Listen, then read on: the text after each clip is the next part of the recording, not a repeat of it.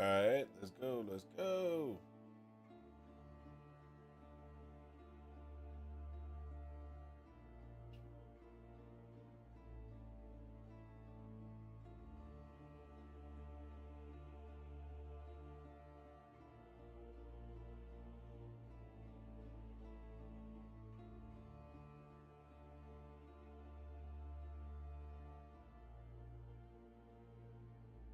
All right, we're gonna get started in just a second. Just trying to get everything together.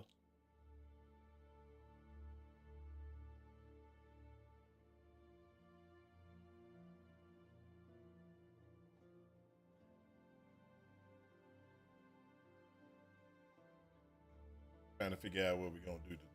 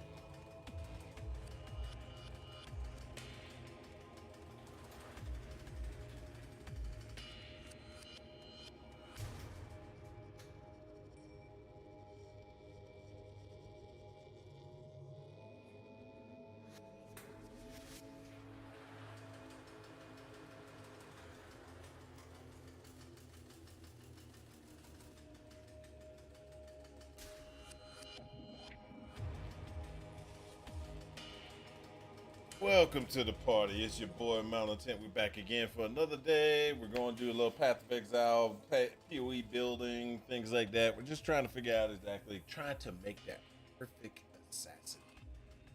That assassin build that everybody wants, everybody needs. It's the assassin build that's just going to make everybody just weep with joy. That's what we're doing today. We're making that assassin build that just it's just a it's assassin build that everybody needs. So, so don't do that. Kira. Gonna try to work our way through some stuff just to make sure good. Okay. Right here, uh, pull that out. Yep, that's what I need to.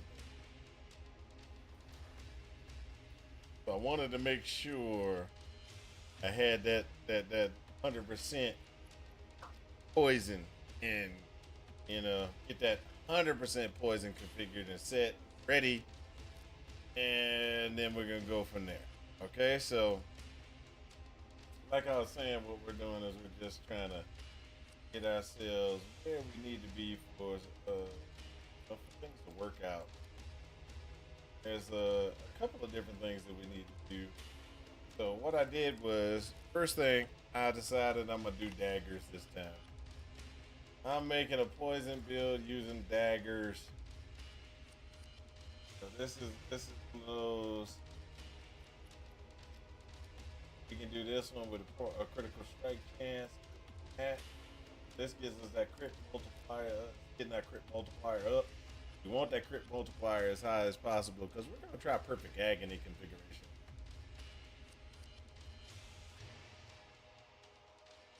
So currently right now, I've chosen Flicker Strike of Power. Why did I choose Flicker Strike of Power? Because I ain't got nothing else to do. That's pretty much why I chose Flicker Strike of Power. Oh, and so by choosing Flicker Strike of Power, we're going to go ahead and we're going to run through a couple of different things. Now, this gives us, we're still going down the right path of figuring out exactly the best way we're going to crit and everything like that. We will be doing some things like this and things like this. Might actually not even go that route, but we definitely going this route.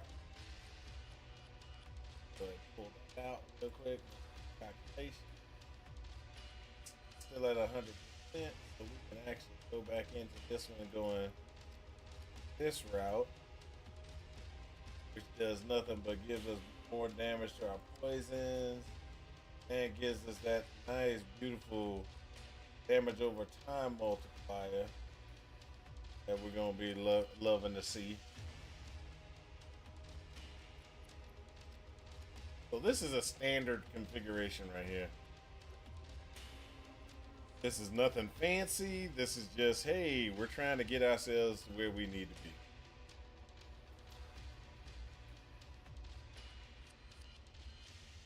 And as you can see, it's an okay build. Just off the bat. Yeah, we got a little bit of damage, nothing big. Not trying to do anything extraordinary. Now, one of the things that we're going to want to do is we're going to want to try to see how we can make this even better. Even better. So we're looking at this in a particular fashion. And what we're looking at is we're looking, well, how do we keep ourselves alive? Right?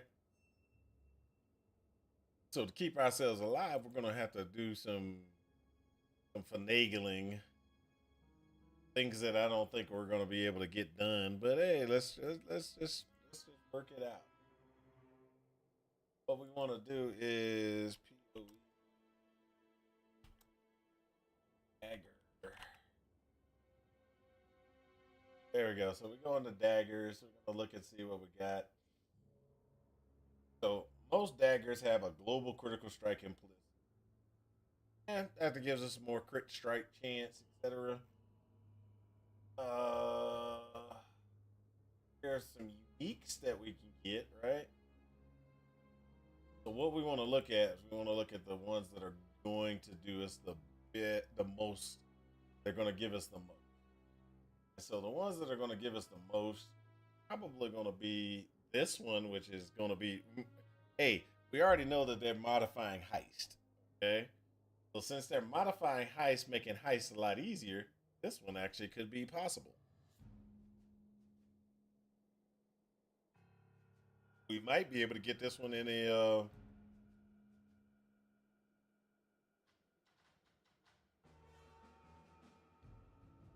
in the grand heist. Did I just see? The only thing is you get reduced speed while phasing. Well, we just don't have to phase. So normally what I normally do is when I'm playing this type of playing any type of assassin, I'm usually running around using Withering Step or I'm using phase run, and I put that on automation so it automatically kicks off. Automatically clicks off. Automatically. So we don't have to worry about it. We know as soon as it goes off. I'm going phasing. I get a little bit of phasing. I don't ever get what's it called? I never get stun locked. Oh, not stun locked. Body blocked as much because I can run through the mobs and everything. Well, that's kind of works, kind of doesn't work, and stuff like that. So we can get rid of this, right?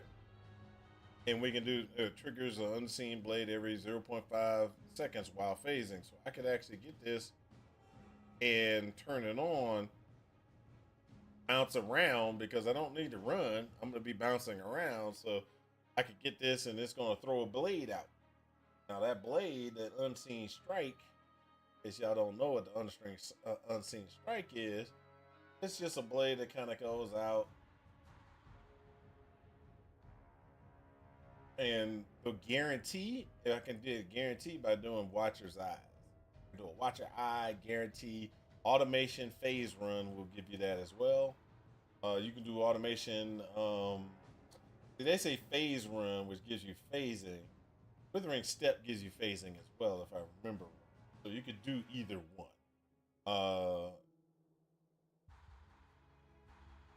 And kind of go that route. That means that every time you're gonna get this blade to kick out every every half a second, it's gonna pop, pop, pop, throwing the blades out, right? So that's what this is. That's what this is about. We could get it to go off. That's a possibility, but most likely, this is where we're gonna go.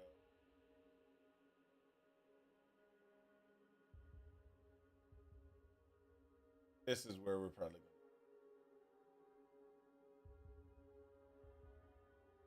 going. 60% of critical strike chance if you haven't gained a power charge recently. So we're going to automatically get this. So this is where we're going to get. We're going to get increased attack speed. So it's going to be an increased attack speed because we're never going to gain frenzy charges on a regular basis anyway. We're all about power charges. All about power charges. So this is an attack speed increase. We're going to get increased seconds on a duration for power charges on Culling Strike. And we're going to get this. So this is the blade that we're going to be looking for. We're probably not going to get that one, but we're going to look for it. So this one, as you can tell, it can be chanced. So we can chance it on a regular basis. Just look for ambushers. Just boom, boom, constantly trying to get ambushers to go off like that. That's one. We can get it from cards, the Assassin's Favor. Hey, one of our favorite cards. So, all actuality, what you want to do is you either want to try to get the Costly Curio or Assassin's Favor. Most like the Assassin's Favor because it's hard to drop. We possibly can get. So that's one. The second one is the one that we get on a regular basis. I mean, this and Might Flay, those are some really interesting good ones. Okay.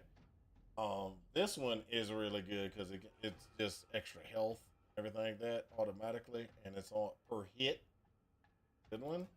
This one is one of those ones that hit constant. And like I said, that's ambusher as well. So you just constantly just find ambusher daggers, chance every ambusher dagger that pops up on the ground. This one also gives you these other things. So you get a chance to maim on hit, but you get this 20% chance to poison on hit, which means that we're 100% poison chance. So, but if you get this dagger, you could get rid of your Herald of Agony. But Herald of Agony is just, it's just extra damage. It's just extra damage. So, back to what we were talking about. Just, we've got this. kind of, you know, build right here where we're sitting there and we're trying to figure out what we want to do, how we're going to survive.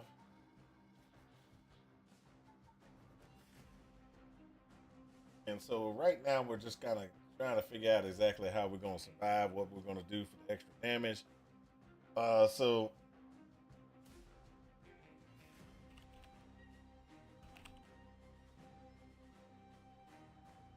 these are all the things that are going to give us better critical multipliers.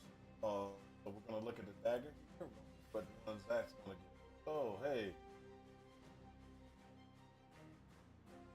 Elusive also grants 40% plus 40% critical strike multiplier for skills supported by Nightblade. Might be a good thing. Probably not. 8% more damage with hits and ailments against enemies affected by at least 5 poisons. What's up, Sephra? How you doing? How you doing? So this one's actually pretty nice. That's probably the one we can grab.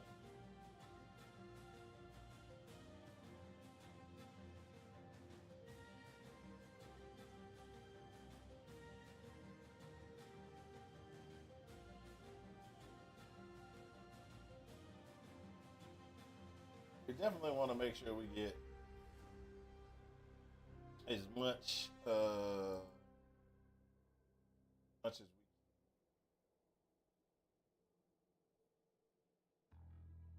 as we can toward the 100% hit capability, and as high as we can toward the crit.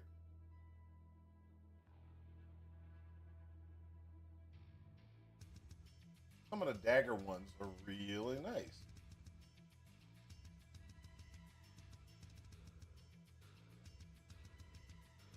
We'll check those out later. Currently, as you can see, we don't got enough health. We suck. We suck. So, and our attack speed. Oh, look at this. Attack speed. Atrocious. Atrocious.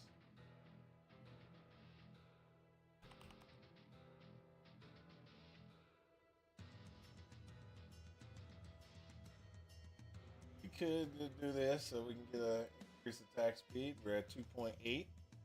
That's okay, not great, but we want more attack speed by far a lot. That's dual wielding. I don't know if we want to do some dual wielding. That could get us killed dual wielding. This is attack speed, but it talks about projectile. Adding an extra projectile. Really want to go that route? Probably not. What's this one? This one is attack speed duration. There we go for poisons. There we go. That gives us what? 3 attacks per second. That's okay. Not what we. Okay, I mean, it's not like ooh, this is the greatest. But we're already at 101, and we ain't even got no health.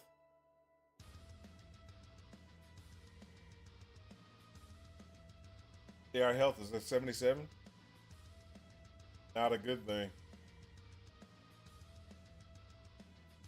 So we need to get ourselves a little bit more health and health capabilities, but over on this side of the tree, health is not the greatest thing. Not the greatest. But let's see here. We're already at 105. Don't have enough health. Takes us to 92. Still not enough health. This takes us to 108. Still not enough health. Now, we can go ahead and save some of this.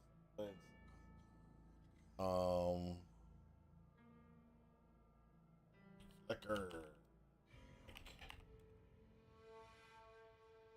Power. Save that. Get out of here. Let's go to one of these other ones.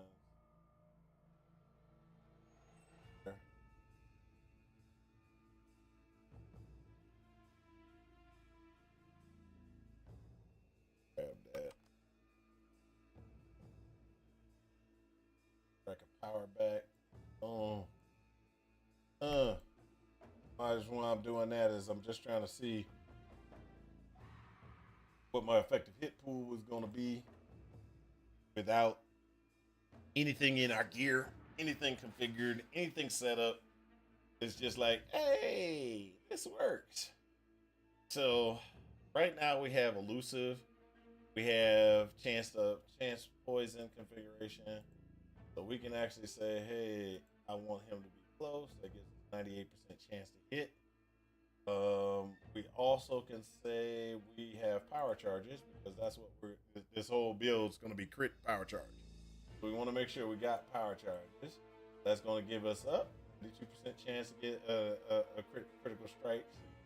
Is the enemy on full life? Yes. That gives us 100% crit chance for the first crit. That means we're going to crit and then stop. It's going to crit and then stop. This is not a good thing, but this is okay, but it's not going to be the greatest thing. So we're going to have to make sure we got another pieces of gear that's going to help us out with the crit capability. Now this is with a diamond flask though. So y'all know this is diamond flask config. Got to do some other things.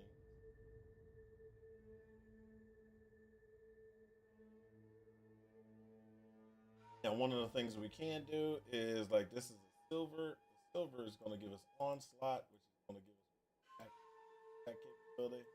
That's a beautiful thing. Or what we can do is we can do a quartz to get us more suppression. Get that suppression up. But I think we can get suppression without. And let's go ahead and go and see what. Oh, it's Amara. Ah, Amara. How you doing? How am I feeling about the new PoE 1 League? I don't know yet exactly. It sounds like it's gonna be something interesting. Look, let's go on over here. I mean, it sounds interesting. This is it right here. Let's go ahead and set up like that. The one. Pause. Go ahead. Full screen. So let's look at this. This is the trailer piece. I'm gonna go ahead and let me change this so y'all can see the full thing without seeing my pretty mug. Uh-oh. This one actually has chat window on it. Rid of this. Yeah, there we go. Now watch. This is what this is. Ready? Must has come to pass. Nope, that's terrible. It doesn't even have it. Oh, this has to be resized. Uh-oh.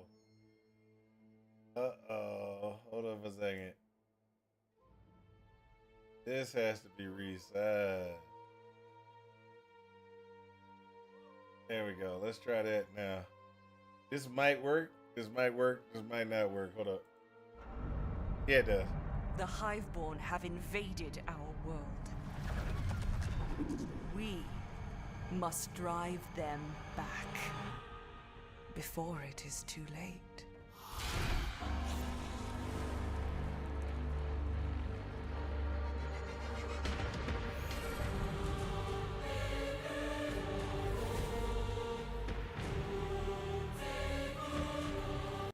Okay, so what that means to me, I'm just gonna break this down. This is just me talking. I have no information about this league or anything like that. So, this is what I think this means. Keeper of the Flame. That means two things that's going there's gonna be fire and chaos fire type stuff. That's it. That's all. That's exactly what I think it's gonna be. Fire and chaos fire stuff. That's it. I believe that's how it's gonna be. That's just my opinion. I know my opinion really doesn't matter, but that's how I feel about this league. It's gonna be interesting. So if you have a fire based build, oh, be careful because this league might have a bunch of things that say, "Hey, I'm fire resistant." Keepers of the Flame, really? Why wouldn't you have somebody with flame resistance if they're called Keeper of the Flame? You know what I mean? You know what I mean? I'm just saying. I'm just saying. That would be me. That would be my thought process on it.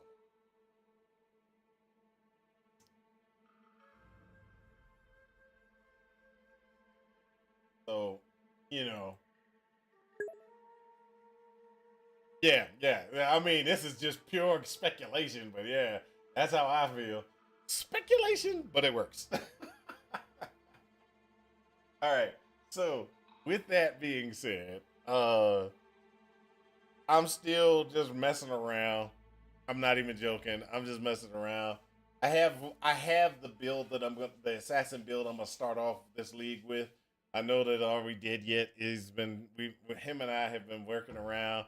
Are We Dead Yet is now a minion player, guys. I want you to know that Are We Dead Yet has chosen minions. I've been trying to get that man to play minions for like years. And he's finally said, minions are pretty good. And so he's going to be playing an SRS build, what it seems like. Seems like he's like, I'm doing SRS. This is what I'm doing. And I'm like, okay, do SRS. Good. I mean, for me, not going to do an SRS because I've done it. I've done it. I've done SRS multiple times, things like that. I kind of want to go something else. I want to go different routes. So I'm going back to my shadow. I'm trying to find the perfect shadow build though. Still some secrets. Might be an assassin yet. Ooh, what are you talking about? You talking about? Don't come back now. Don't come don't come back over here to the assassin side because you know the assassin's awesome. I mean, just let's just. Why are you coming back to the assassin side? I want to know. Are we dead yet? Go ahead, tell me. What things do you got cooking? Because I'm cooking up some stuff right now. I'm cooking up stuff that ain't gonna work, but I don't care. I'm gonna enjoy playing it. So,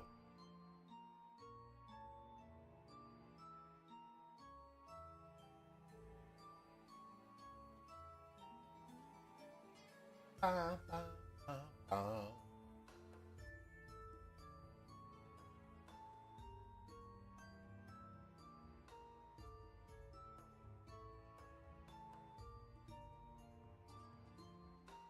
Hmm.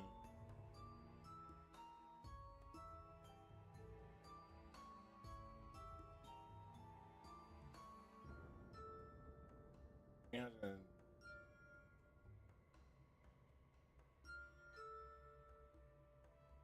oh, no. I was like Cullen Strike. Okay, so goes back to what we were talking about earlier. This is what we're going back what we talked about earlier. So you remember I was sitting there and I'm going through and I was looking at the daggers, right? So one of the daggers that we have that we're gonna want to get, one of the daggers we have is this. This dagger right here is a one that we want to try to get.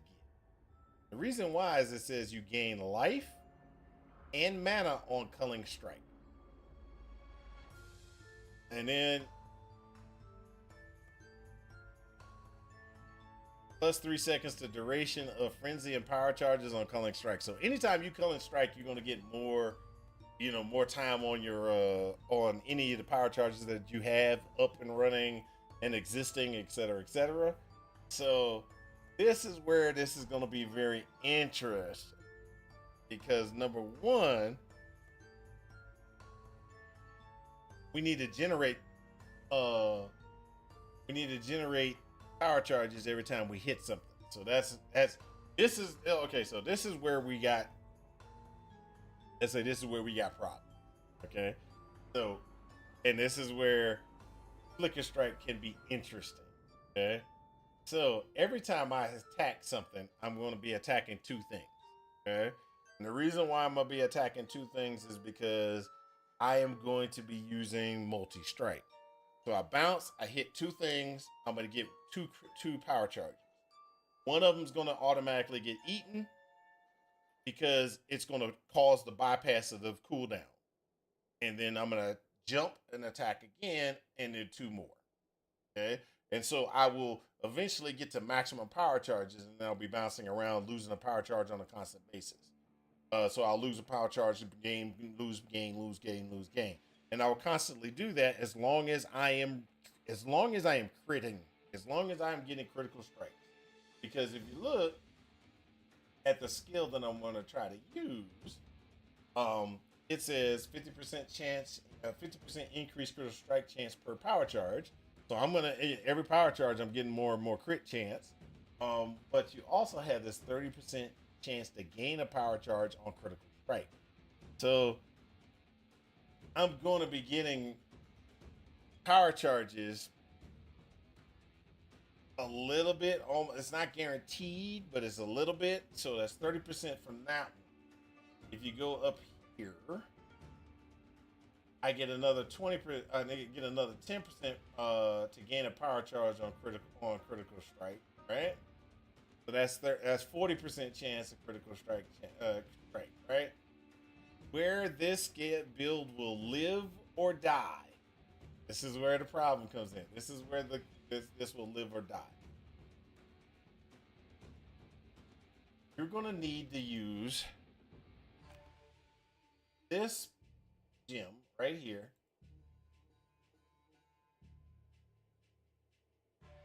Right there. This gem has to be used, which is 54% chance to gain a power charge on critical strike. So you have to have power charge on crit just to get the crit, just to get yourself to 90. Was like 94%? I think is what it comes out to be. You get 94% total of or chance to get a power charge because you got 54 from here. You get right here you get 30. That's 80. That's 84% chance. 84% chance. Then right here you get another 10%, which is 94% chance to get a critical strike or to get a power charge when you hit. 94 is you're gonna do pretty good most of the time. Okay? But it's not a guaranteed crit. Okay? So how do you get guaranteed crits on this? Well, there is a piece of gear which you're gonna have to look for and or get. And this piece of gear is one of those ones that nobody uses because it's not a very big piece of gear. Nobody really, everybody's like, yeah, whatever. All right. So, ball, I think it is ball devotion. Nope, it's not the ball devotion. Ball protector. That's it. This is the piece of gear that you want. Let's just understand that this is the piece of gear that you want. Gain a power charge for each enemy you hit with a critical strike. So every critical strike that every person I hit with a critical strike is going to give me a power charge. So as long as I'm 100% crit, I get a power charge. I'm attacking 5 times a second, so I'll get 5 power charges. I'll be using 3 of them automatically because for the cooldown. Because every time I attack, I need every two guys I hit, I'm gonna get 1 cooldown. Or 1 power charge for cooldown. And then I attack again. The only reason I'm only attacking 5 times a second is because it's like 5.8. So if we say 6 times a second, then what it means is I'm gonna get 6 power charges or generate 6 power charges, kill 3 power charges. So I will always have power charge. I will always be on the plus side of power charges. That's what this guarantees. Now, if you want to know what inner conviction is,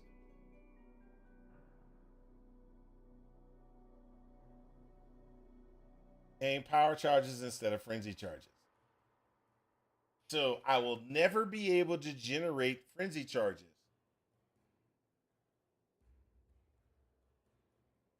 I can only get frenzy charges from minimum frenzy charges.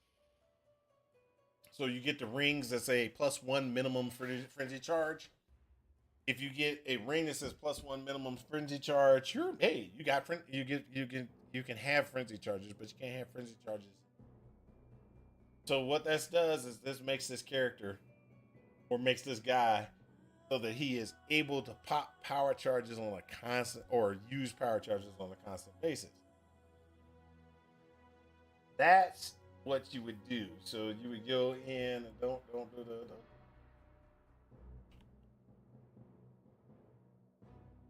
holy chain.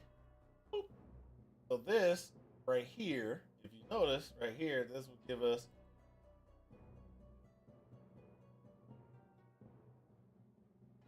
us a total of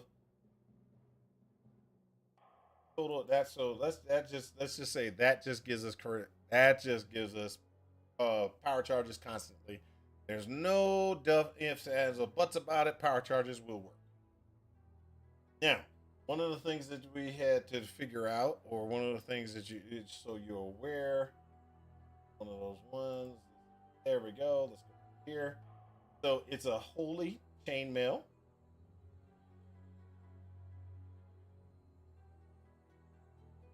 It can be dropped anywhere. It can be chanced. It is a league specific item which can be obtained from certain divination cards and other sources in their methods. This makes a difference. The reason why is because that means that there's more cards that you can use. You can use. So what you want to look for is this one, the body. So you want to try to find the body wherever you can get the body on the. Or look, time loot incubator, time lost incubator. So what do? You do Legion. This character should be running Legion at the start to make him so he's awesome, and you can get rid of power charge on crit and some other stuff. So this will let's put this like this. If you run this character and you're doing this character will be okay. But you're sacrificing a couple of things to get it to function until you get so you're gonna bounce around and stop, and you're gonna be and you're gonna try to attack again and try to get around the bypass, and you'll stop every so often. So that's how this character will function early on. Until you can get the generation of your power charges on a regular basis. So you will need to use power charge on crit. You're going to want to use flicker, chance to poison, multi-strike, etc. So some of the things that we're going to want to do is we want to do increased critical strike chance or critical strike damage. Ooh, hold up, that's the wrong one.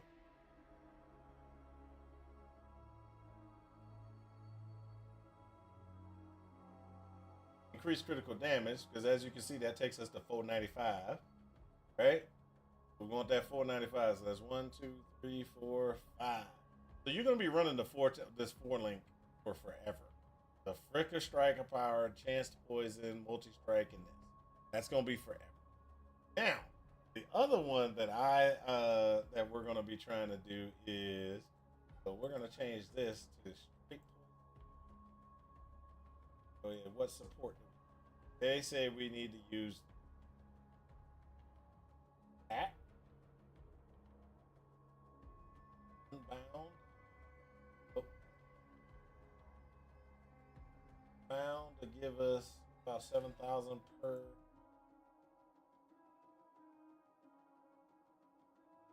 Critical strike. Right.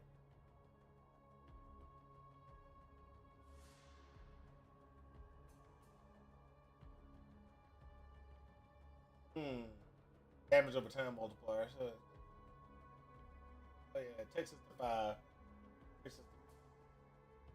All right. So then, if we do what we said we're gonna do, which is drop this in place, now the poison. Great.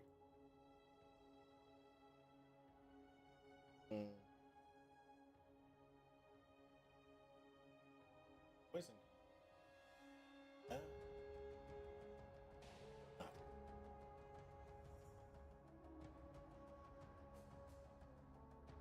Oh.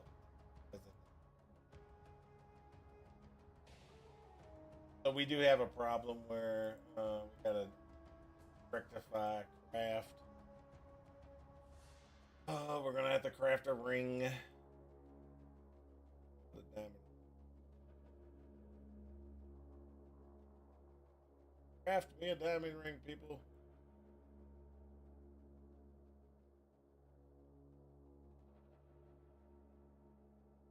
Oh, that's a hit chance problem. Hit chance problem. All right, so we gotta do.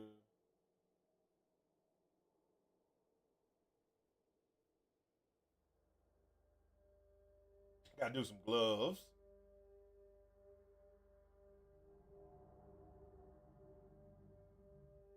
ACC. Boop. There we go. We're 100%. Yay! That poison. Hurt. That's not gonna hurt. Okay. We gotta go back.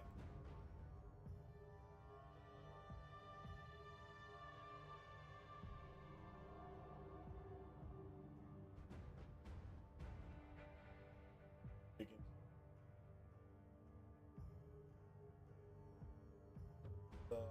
12,000 per poison.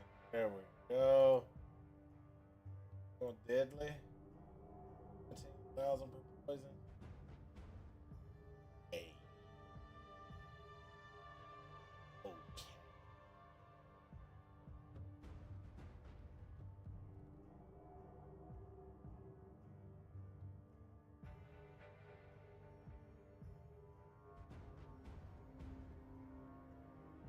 That's not that. 25,000 per total damage per.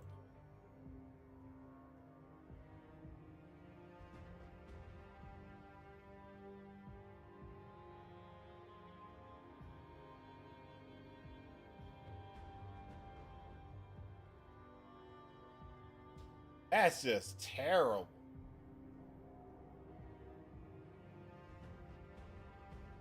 Trying to get poisoned up. That's so terrible. This is one-handed poison combo. Takes it up just a little bit. That takes us to 18.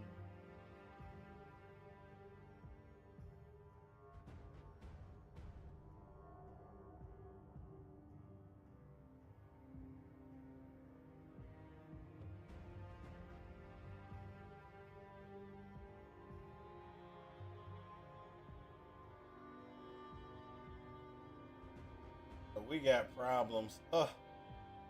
This is where we try to do what we can to make ourselves better.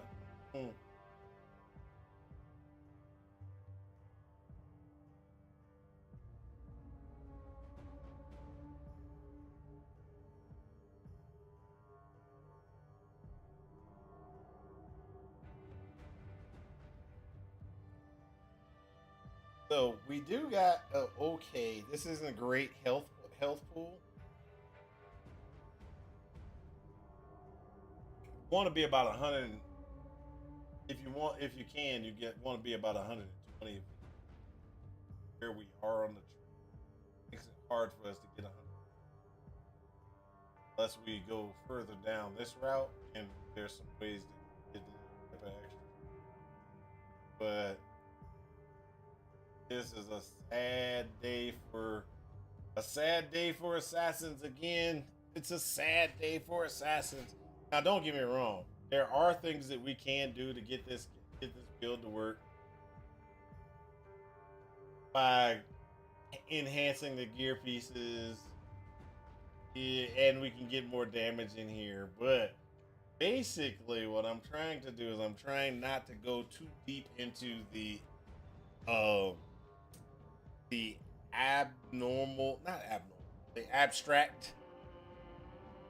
What I mean by that is I want to be able to run this. I want to be able to run this without necessarily having to do really crazy things or have a really crazy gimmick to be able to get, through to the through to maps and go through and run through maps and everything like that, where I'm just like, okay, boom, maps are easy.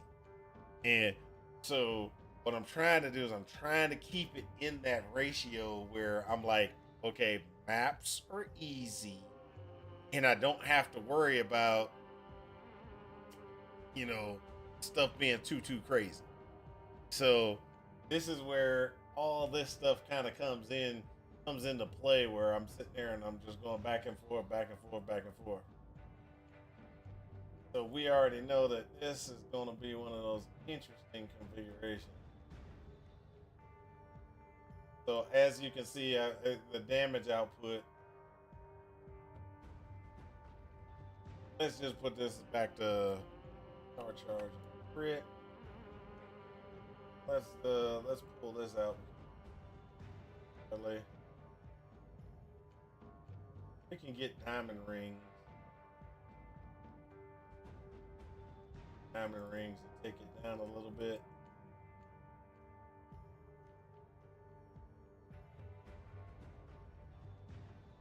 Right. Not going for anything like that. This I think is about acceptable. Or in game. Well, not in game, to maps. We're gonna get the maps. We're gonna have a 4-link. They ain't gonna be 20s. But we'll probably have 4 links. Okay. And we're gonna probably have the Herald of Agony. This is about where we're at. Not my opinion. Because what we need is we need attack speed.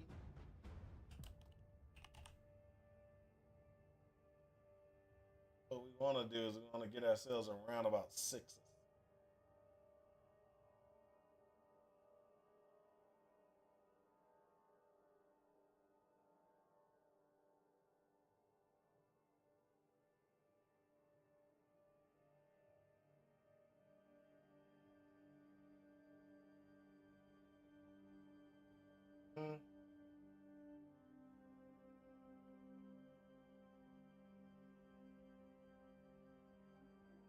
So we can get a lot of gimmick configurations. Okay. So what we're gonna do is we're gonna go back and so we know we're gonna have to reset the tree. And the reason why I reset the tree, so we can go back and build this again. Now this, this is like I said, 2 diamond rings at about 26. I think we can do that. We can get some more accuracy. That's not a problem. And this is just a base dagger. I'm not even trying to add anything to the dagger. This is just a base ambusher dagger. And then what we're doing is we are actually doing a little bit more on the recovery or the effective hit pool configuration, because hey, that's okay. So that's pretty much where we are on that. So the damage output doesn't look too good. Trust me, it doesn't look too good. So there are things that we're gonna want. We're gonna want Malevolence, because that's just the way we are. We're gonna want Grace.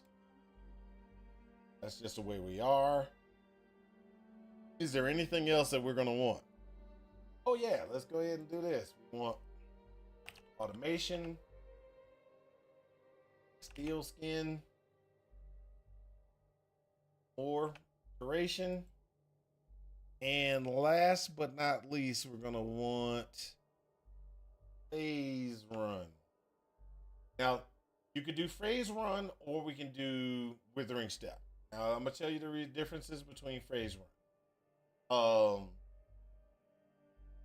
You get a buff for physical damage with this, okay? With phase run, you get a buff for physical damage. Now, withering step. Look at withering step. Withering step gives you the elusive buff and everything like that. But we're not worried about elusive. But what it also gives you is you inflict withering debuff the first time each enemy enters an area. So they get six. They'll get six total withering stacks on them if you use that. So I normally run withering step early on, and then I switch off because I can't guarantee that I'm going to be able to get elusive sometimes. But if we do this, want to make sure that we have on our set.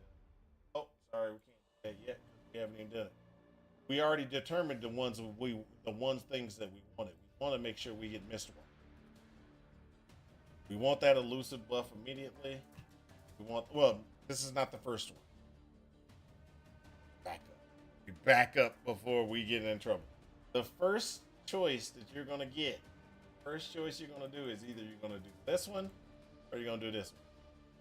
You're gonna want this one immediately so you can get critical strikes more often. And so you can do this, get the critical strikes more often. It will this is a huge difference in being able to critical strike. Okay? A lot of people don't realize that, but you get a huge difference by adding in the ambush and assassinate first. Because then you get a critical strike. Yes, it's on anything that's max life, but that critical strike starts your chain. Because what happens is you do this. It's like the first hit is a guarantee crit, and then everything else falls off. So it's like, bam, I got a crit, but then I don't get crits after that. Okay, so and then you get crits on the normal ratio. So let's say this is 49, right? So I almost got a 50% chance to get a crit. If I was running, and this is also forget this hit chance. If I had 100% hit chance, then you would see what I'm talking about. It's like you get a 49% chance to be able to crit. The first one's guaranteed, then it's 50-50. Okay? So that's why this is a very huge thing, especially if you're building a crit model off the assassin. That's a huge thing to do. You want to make sure you get that so you can be like, bam, I got a crit. Yes. And then you can keep on going, and then maybe you can chain your crits, when you get more power charges, guess what? Your crits go up. So let's say power charges. So I have power charges on there. That's how you get to 50%. Is you get the power charges. Without it, you're like 26, right? But you do power charges, you're going to get that increased crit chance for that.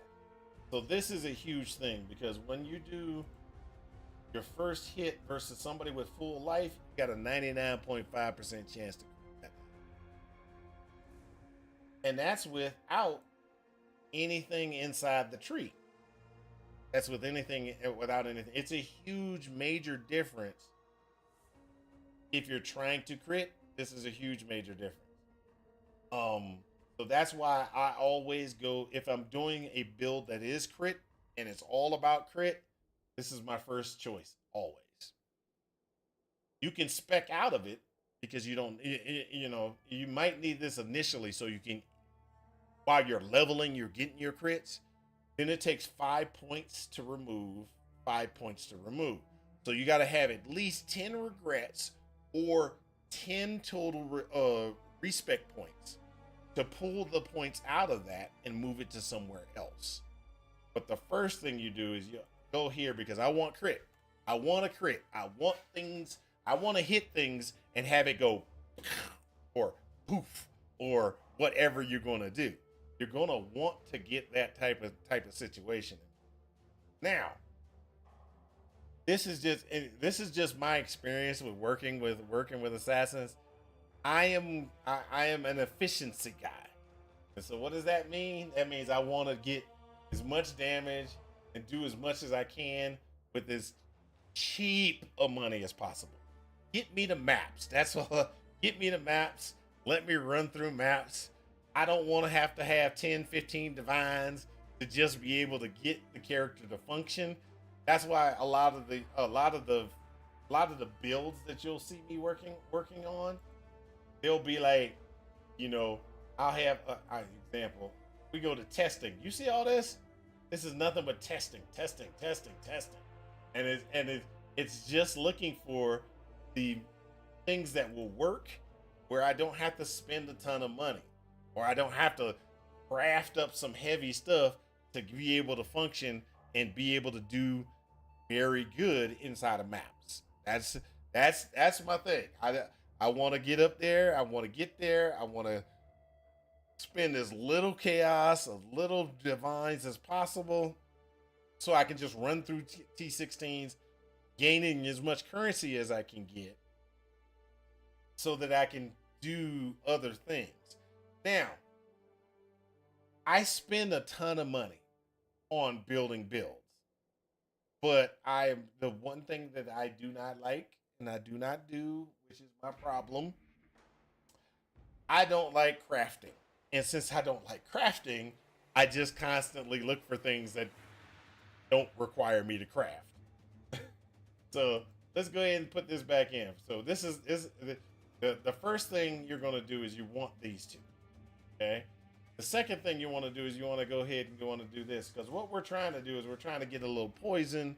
We're trying to do a little poison build, get the poison going and everything like that. Then you're going to want to get survivability and then more output of damage. Okay.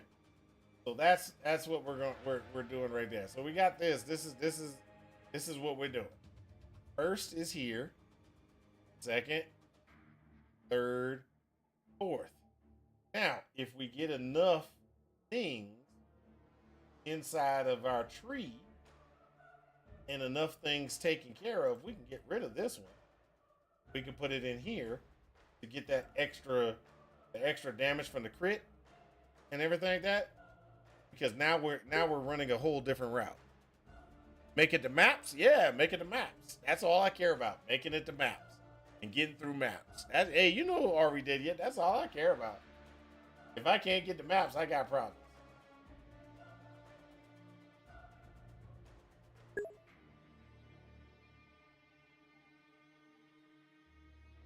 You could also go this route if you want to. If you're heavy poison, you can go this route as well. This will get you heavy poison. 2 stones. You're right. That's it. 2 stones. Oh yeah. Also, that's another thing. Ari Dadiet has brought up a very good thing. I will do Eater of the Worlds, Searing Exarch, and the doggone what's the Elder. That stuff, no problem. I hate, and I repeat, I hate Maven. I just don't like that fight. I just don't like the fight, so I don't ever get more than 3 stones. 3 stones, no problem. 4 stones, not gonna do it. So it's usually 2 stones for me or 3 stones for me because I don't like Maven.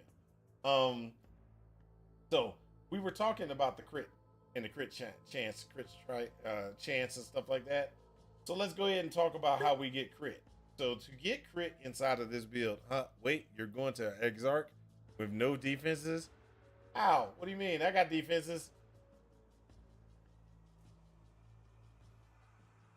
So right here, these right here, they give you a little bit of crit. Okay. So, but that's not what that's not all the crit we get. We'll go here, get a little health, move our way over to here, get that increase. This is crit.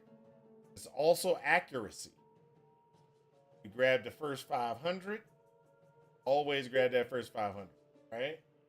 That gets you down the path so you're actually hitting people and you're able to do things. Literally any less than 90 fire resistance and you can't even eat 1 ball. Hey, I'm not even going to deny eating those balls are gonna suck. I was testing a lot today. Yes, I can understand. You wanna get his yes. I'm not even going to disagree with your statement. I'm not even going to disagree with your statement. You really need to have 105 or 110 total so you can go ahead and you want that number past, and this is after you've already had the reductions. You want to have the number over here. You want to have that number over here to be high. No, max res can't be over 90, but you get that. He also does a resistance drop on you, doesn't he? Where he drops your resistances. And so if you're over capped, he just kind of brings you down further, but then you're okay.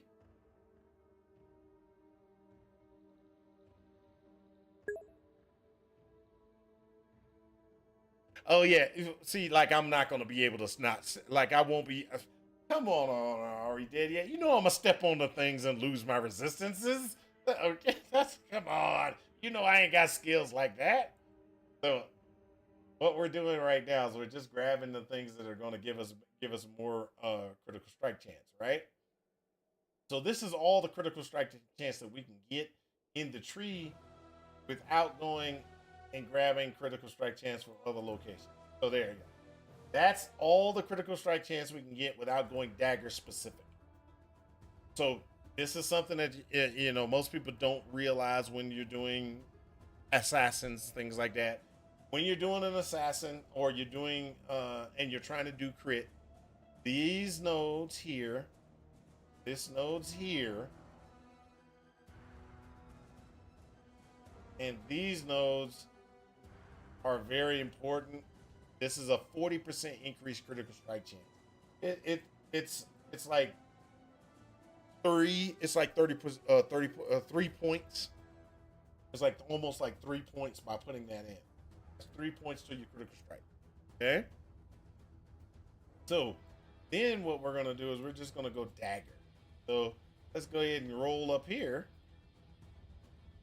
You go to daggers, and we're gonna look at this right here. This is critical strike chance with dagger, critical strike chance with dagger, critical strike chance with dagger. See that, and then critical strike chance with dagger.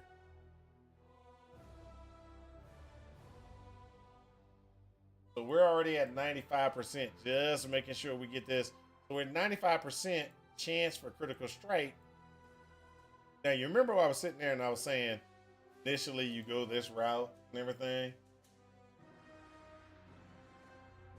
This route guaranteed we roll it back because we're not going to need it long term. Reason why is because when we go up higher long term, our critical strike chance is going to be, we're going to pick up critical strike chance. So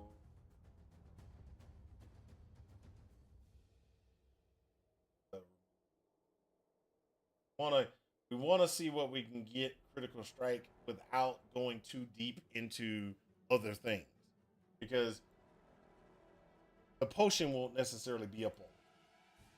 Okay, and since the potion won't be up all the time, we definitely want to make sure we got chances for crit, right? So now what we're going to do is we're going to hit daggers again and see what other things we can get. So this is attacks, poison. So that's just poison with daggers. This one is what? Increased damage with ailments with poisons, and we get a increased elusive effect. Heck yeah, I'll take that.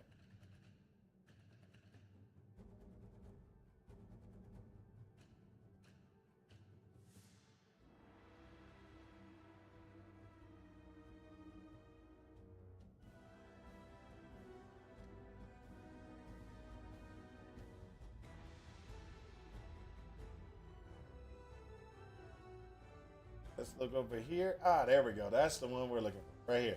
Critical strike chance with daggers. And we're going to go ahead and grab that one that gives us a little bit more lead. So that takes us up a pretty good amount. Dagger damage, things like that. So that's pretty good.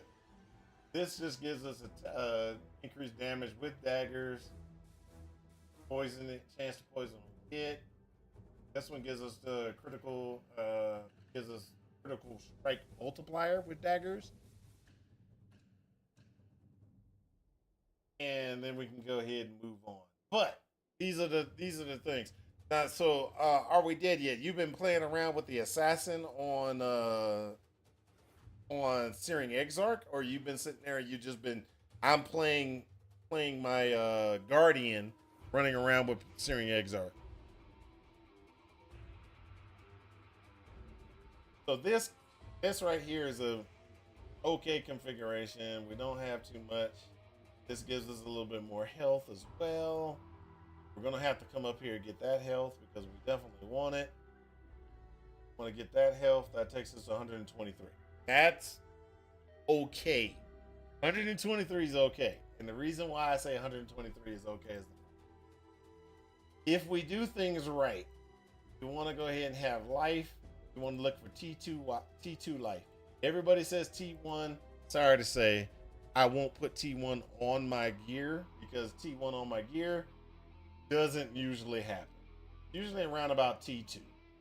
They usually go in, throw a little life on there, and you can get a ring that has 90 some odd life on it. See, look, I can get a ring that has about 90, 92 life on it.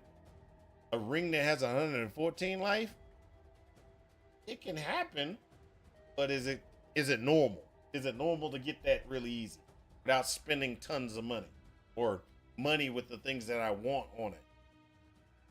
No. So I usually go with a T2, and then I can go ahead and I got that right. So we got T2s right there on those pieces here. Got a T2 there. I'm gonna craft up some other things. So some of the other things that we want to do is we're gonna go ahead and do boots. And so the boots we're gonna do, that I never go with the highest level boot, which we can get. If you're doing maps, things like that, you can get the highest level boots. But we're just talking about surviving.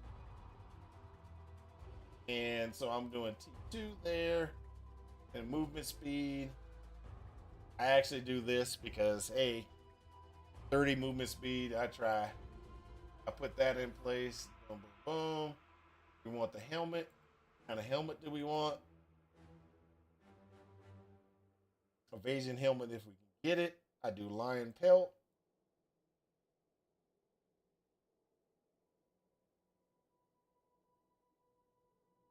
Bam. So that takes care of most of our. So we got evasion, 65% chance of evasion, blah, blah. That's it. We're going to get killed on a lot of stuff. Now, some of the things that you see right here is we got this serious deduction. Serious problem. So we got to go here. That takes us to 5. Go here. And that takes us to Texas there. Now we got a thing. There he is. Yeah. Can you increase movement speed on rare boots, or is it a magic only? You can't increase it. It's gonna make it a magic. It'll make it a magic item afterwards, though. So whatever stats you have on that on it. So he's what Are We Dead Yet is asking is about the vendor recipe. So there's a vendor recipe that what you can do is if you have a regular set of boots, you take a Quicksilver and a augment, sell it to the vendor, you'll get speed boots. So you get 10% the first time, right? If you do it again, you'll get 15. Do it again. Oh, be exact. Let me explain it. So if you do it the first time at level, you have to be level 6 because it gives you a level 6 piece of gear. Okay. If you do it the second time, it'll give you a level 12. So you have to be level 12 to do it a second time. That gives you 15% movement speed. If you're going to do it a third time, you have to be level 24, which will bring you a 20% increased movement speed. And then you have to be 32 for the 25 and 44 for the 30. Okay? So you can constantly step up a set of boots. Now, one thing that Are We Dead Yet is asking, and this is a very good thing for everybody to know, is that every time you do it, you will get back a magic set of boots. Doesn't matter if you put in a rare boot or whatever, you get a magic set of boots with the one stat. The movement speed is the guaranteed thing. everything else disappears. So if you have a set of boots that like has chaos resistance, lightning resistance, and all this other stuff, and you do the recipe, you're going to get back a magic boot with the increased speed. That's it. All the other stuff disappears. It'll be a magic set of boots. Okay? So you just be aware of that. That's one of the things that you got to be careful. It's one of the things that I like about GGG because they are consistently try to screw you over. Well, I mean, they consistently try to help you to be better. To be better. Okay, so this is the build right now. We just got this build again. And as you can see, we did the build. We got this all together. We got everything. This is all in place. Dagger, boom, boom, boom. We got 4 attacks per second. So that means we've got some problems. We need to increase our attack speed. We go this route here. That'll get us 4.6. Not necessarily was the best route to go. So we got to look for attack speed increases that we can use and that will enhance our ability to be able to do things. So one of the things, hey, look at this. We go up here, grab these. That'll give us attack speed increase. That's up to 430, 437 for points. Or we can do 1, 2, 4 points. And we go 466. Won't do the 466. We can do this also, which gives us an 8% attack speed increase. That'll take us 488. It also increased our damage because hey, guess what? Not just the attacks, we get ailment stuff as well, which is a good thing. And then we can go ahead and look at the other things that we have out here. Nothing else right now. So we're already at 101 points. We don't have any good defenses. Why do you say that? Why does he say that? Look over here. Our suppression is only at 14. We need to go ahead and put points in this. And put ourselves to lucky. That gives us suppression to 78. We still need more suppression. So where do we get suppression from? We can get suppression from coming down here, getting these. That'll take us to 91 automatically. This will get us right there to take us to, now we have 148. 148 there, 148%. Very good situation. We're going to need, for the gems we have, we're going to need strength. So we need to get a belt that has strength. So we're going to need a heavy belt or something like that. And maybe some other things on the character to be able to get strength. Second thing we can do is do that. Right there, we're at 116. So we're at 116. We're sitting at 96% chance to hit, 87% chance for crit. So the only other way that we can get, enhancements or anything like that is throwing in points like here and there and maybe there. Takes us up to 121. We don't necessarily need all of those, but it's something that we're going to we want to definitely try to get these.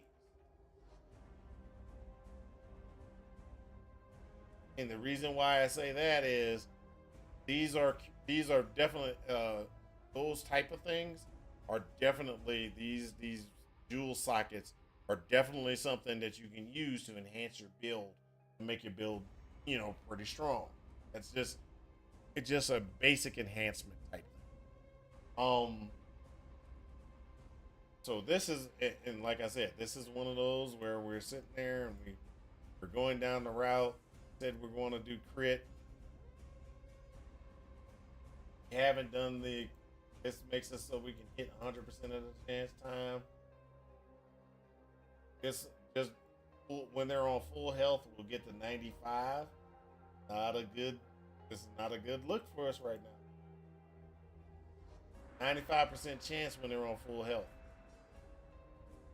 So is this one a good thing to have? We go this one, we get 80% chance, but when we do the hit them for the first time, get 100%. So we have to do some things to try to get ourselves better crit capability. So drop this, move this. See, that's 86% chance. If we drop this, so this gives us better poison. So this does give us better poison. But if we just put those 2 points here, there, and here, all of a sudden, 100% crit chance with power charges. Without power charges, we're at 56. We max out our power charges. Let's not even say we max out. Let's put with one power charge with 72, we're 70, 3 power charges. 4 power charges brings us. So we're going to be sitting around probably around about. There we go, 3 power charges. We're always going to be using one.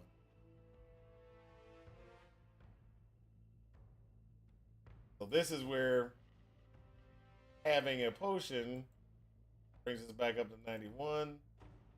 We're gonna have to do something in our gear other than the diamond ring, which I brought the diamond ring from maximum. Let's put it back to max. So diamond rings are at maximum. We need to get other things. We need to do amulet. We want to make sure we have an amulet. We already know we need a strength amulet. So let's go ahead and say we need strength amulet. So let's go to Amber. Max out the Amber amulet. Critical strike chance.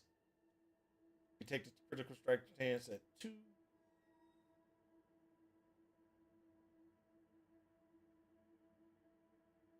Not enough.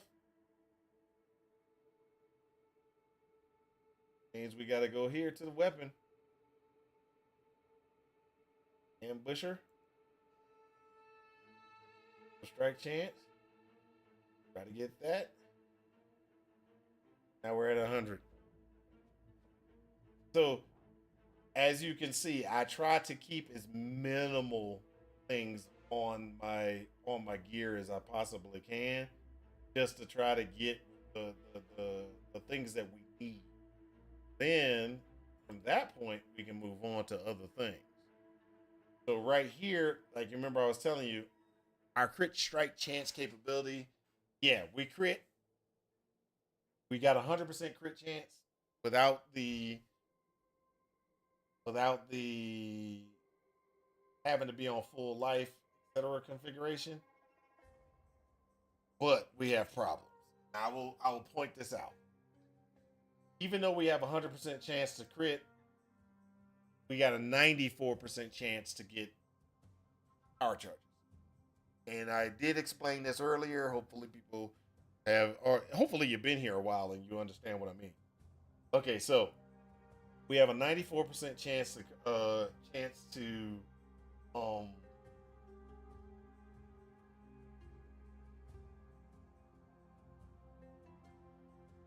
we have a 94% chance to actually be able to get a power charge.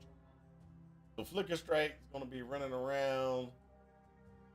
We're getting this, etc. And we only got a 94% chance of getting critical strike or getting it. The reason why is because so now it's 94 if we go 20 and we have 20 here, 94, right? If we decide to go ahead and put 20 points in here, 20 quality there, let's say we did 20 quality there, we would actually be 100% chance to get a power charge. The reason why is because this one is 30. So you get power charge chance to gain is 50%, and that's because we added in 20% chance from here, and 30% from the gym normally is a 50% chance to get a power charge. Power charge on crit goes from 54 at maximum with 20 points in 20 quality. That takes us to 64. So we're going to have a 110% chance to get a power charge. We're going to crit and get power charges constantly. Okay? So that's the way that you get power charges before you get the Vol Devotion. The Vol Devotion Protector or Vol Protector. We get Vol Protector, we can get rid of power charge on crit. We can actually go down a different route for trying to get things taken care of. You're ready for a Flicker Strike seizure? I haven't done Flicker Strike in a while, man. Come on. Yeah, now, when I used to, you remember when you could get Flicker Strike up to like 10, 11 strikes a second? That used to be awesome. You genuinely like Flicker Strike? Yeah, I know. It's actually pretty fun. So now, just a FYI, this is also something that's kind of interesting. You can do Flicker Strike with Flicker Strike of power with the Tiger Strike, I think it is, or Tempest Est. As long as you have the Vol Devotion body armor, you have Vol Protector.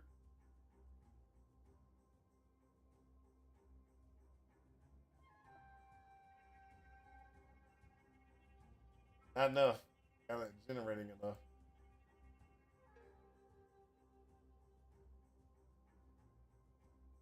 So reduce mana, but it does a couple of different things with this one. You get reduced mana, which means you're not going to have enough mana to cast this per second. Be aware of that. You're going to have to get more mana. And so that was one of the things. And I got sidetracked and I didn't tell y'all because I thought about other things. This gives you a reduced mana cost for your attacks, and you get the reservation. If you have a problem and you don't, you can go here as well, which is I want mana and I want the reserve. Okay, so that way when you go and you put on the Vol Protector, you still have mana.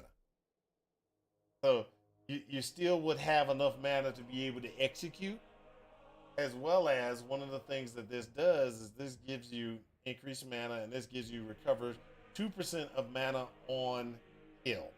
So every time you kill something, you're going to get 2% of mana back. So you're going to recover 2% of mana. So you're going to constantly be regenerating mana and everything like that. If you have other major problems, what you want to do is you want to do this, which is going to be 25% increase. Now, this all means you're going to have to adjust things in your tree, but you could do this 25% versus the 100% total recovery. So 100% total recovery sounds like it's the better one, but it's not. The better one is the 25% maximum total life, mana, or energy shield recover per second from leech. You'll get more doing that 25% increased maximum on your leech versus the other way. So I went to right here. I don't know if y'all can see it, but let's go ahead and break this down. I get 143 back mana leech on hit rate. 143 per 43, right? If I put the 100% recovery, I get 116.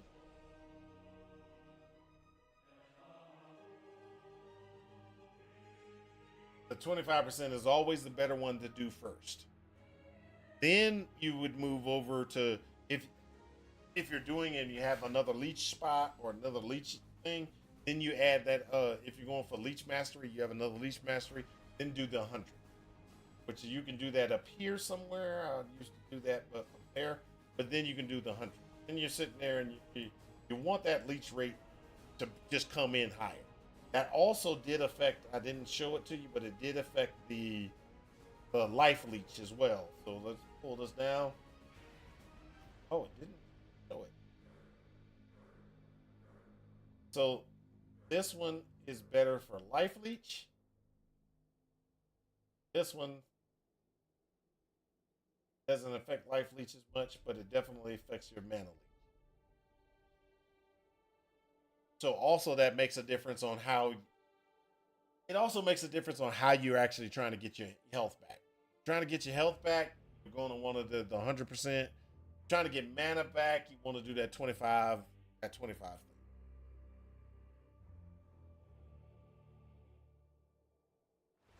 So this one, 100%, even though it affects life, mana, energy shield, it does not equate better. Let's put it like that. It doesn't equate better. For a life leech, way better. For mana, sucks. Just depends on where you're trying to get your leech from. So these are tips and tricks and stuff like that you need to kind of look at and everything like that in PoB. Now, I know that I've been playing with PoE for such a long time. A lot of this stuff changes on a regular basis, and you can get. I mean, your PoE, we call it your PoE PhD. Your PoE PhD changes constant. What you knew last league might not work this league. What you knew 2 leagues ago won't necessarily work for this league. So this right here is, like I said, this is the basics. We've actually gone up to 98, which is way higher than we should. But we do have 148 here. Our build kind of works, but it's not where I want it to be. Despair, that there. That's going to give us a little bit more damage there. We're sitting at a 4-link configuration. If we do the wall, that we're sitting at a 4-link configuration. If we wanted to go 6-link, and this makes a difference as well. Are we trying to go with poison damage output, or are we going to try to go with just the full DPS?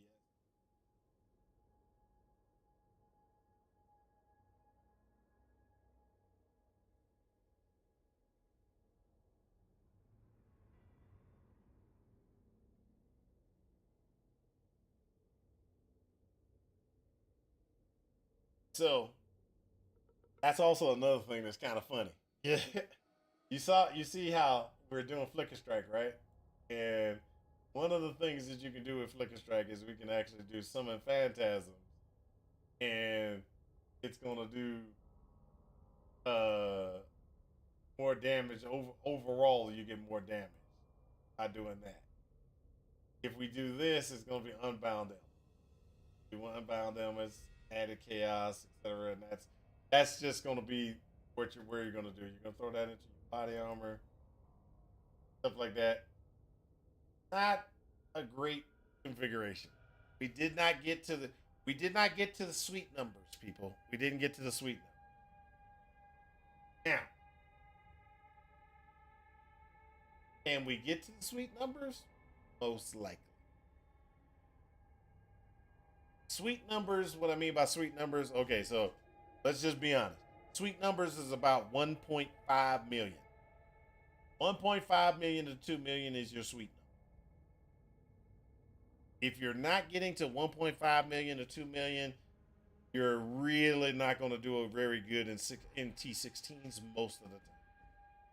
So let me save this real quick. This is the one that I plan on running.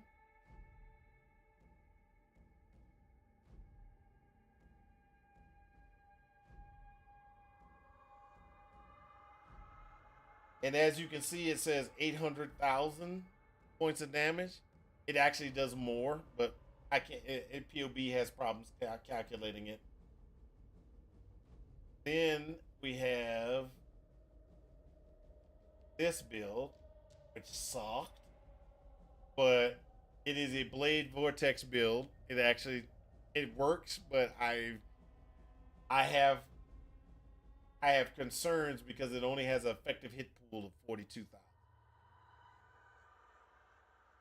And so it could get one shot pretty easily. But it does 1,000,000 points of damage. I could run through maps, but when I get to certain rares, certain bosses, it'll kill me out. The Ice Trap build that I put together. Ice Trap build, it does 466,000 points of damage. And that's with me throwing. That's throwing one trap. If I get rid of it, and I say I throw three traps a throw, I'm at 1.3 seconds. But you are going to throw three traps, just FYI. So it's 1.3. It's 1.3 mil, throwing three traps. I throw three traps, 1.3 mil points of damage. Three more, 1.3 mil. That's so. These are assassin builds that I think are going to function. Ones that I think are going to. I really should put another one. Testing. Nope.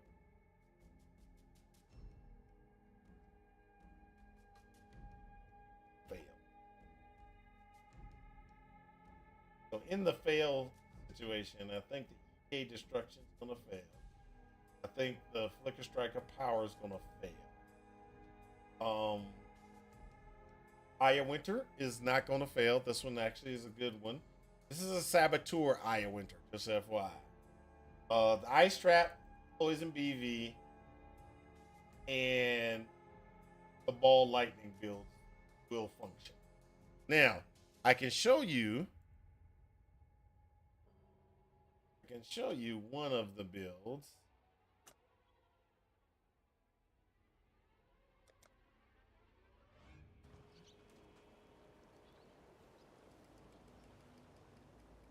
So I did die in this one, so sorry to say. I was sitting there talking to Are We Dead Yet? And I got myself killed. I was sitting here and Are We Dead Yet had sent me a message, and I focused on the message, and I just kind of looked, and I was trying to read, and next thing you know, I was dead. I was like, no. Okay, so with this build, it's a 4-link build, as you can. Oh, sorry, 4-link build, as you can tell. This is this is the build that I plan. I think might be the one that I'm gonna use, but this is the build. Ooh, look, that in place.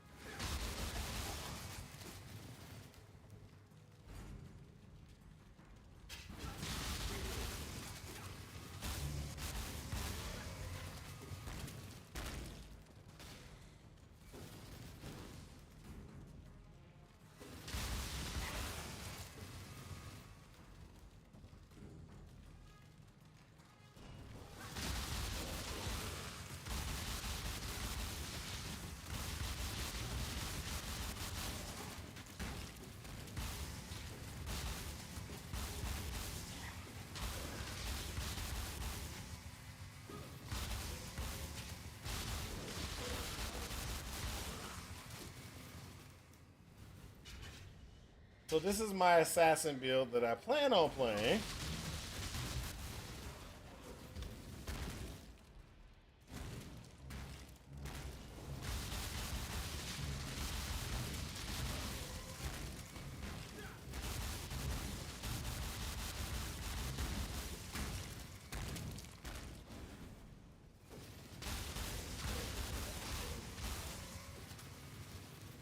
And this is just me on a 4 link. I need to get myself a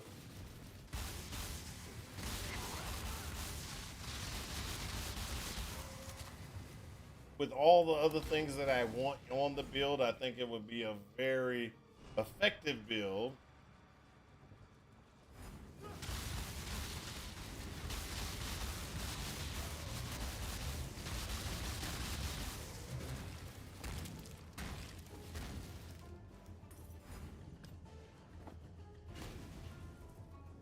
But this is the, this is the situation is that we're trying to, we're trying to get assassins and stuff like that. This is the ball lightning assassin that we were just talking about. I think it actually works.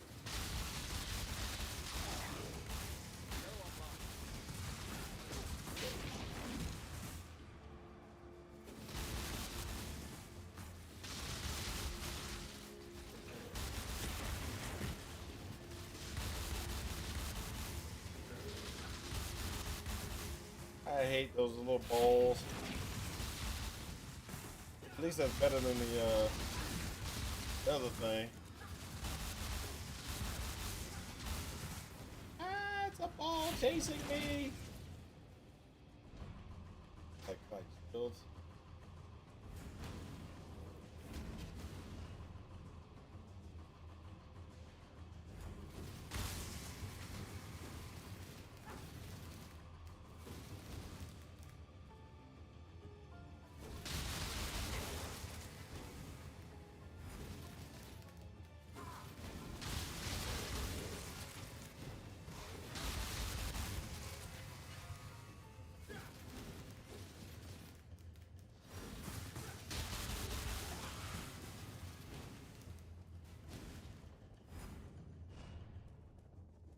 So, but this is pretty much how that build functions.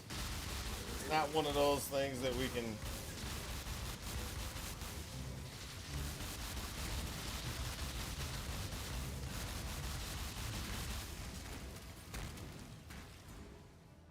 But that was one of the builds that actually we've been looking at and everything like that. It's trying to get those builds together. Those are the things that we look for and we look at. We look at those particular things when we're building an assassin. Now, back to what we were talking about with the assassins, how assassins function. These are just like basic things that that I have found over the years with the assassin. The assassin has gotten a lot harder to utilize and to get. Like, I want to do the assassin. I want the assassin to do really good. I want him to do a mass amount of damage, things like that. This is where we get the problems from with the assassin. You get those problems with the assassin because they've made it very hard. How can I say is the easiest way? They made it very hard for you to be able to utilize the assassin in a way that it actually does mass amounts of damage real easy. Okay, so an example would be, so we were doing Flicker Striker Power. That was Flicker Striker Power. There's other ways to do Flicker Strike. Okay, so but the currently the best way to do Flicker Strike is down at the Duelist side. The Duelist, there's a Flicker Strike Slayer. I think it is. That's what this one, right? Slayer. Shit. This Slayer. Yes, the Duelist Slayer Flicker Striker is much better. But I like Shadows. So the things that you have, the things that the things that make the Shadow, there's two. Let's just be honest. You either do Trickster or you do Saboteur. Those are some of the better Shadow ascendancies. Assassins have been forgotten. That's the problem, is assassins have been forgotten. The only thing that can actually help an assassin or The only thing that the assassin is good for is trying to get that crit. And so if you're trying to get the crit, what are the things that are actually going to get you good DPS from the assassin? So let me show you a couple of different things. There are ways to do it. I'll show you a couple of different things. So if we say critical strike, we go to the wiki, we like, hey, I want to learn about critical strike, right? They give you a lot of the different things. It's like, hey, you got this, you get ailments, you can get, damaging ailments, bleeding, poison, and ignite. So you're sitting there, you're like, oh, cool. How do I get that to work? And you go, okay, do I want to go one-handed or do I want to go two-handed? Okay. So the things that are going to give you the most critical strike chance capabilities is going to be either using a scepter, using a dagger, or using a claw. Those are going to get you the highest ratio for crit. It's going to be the claw, the dagger, or the scepter. Okay? So if you're doing one-handed, that's probably the best way to go. The wand you can get crits for wand as well. So wand is great. How do you get crits off a wand? And should I be doing a wand build? Okay, and that works, and it does work. You can do a wand and do crit, or what's it called, kinetic blast. You can do kinetic blast and wand, and that will function very well. What was that? Okay, you can do that, and wand is actually close enough.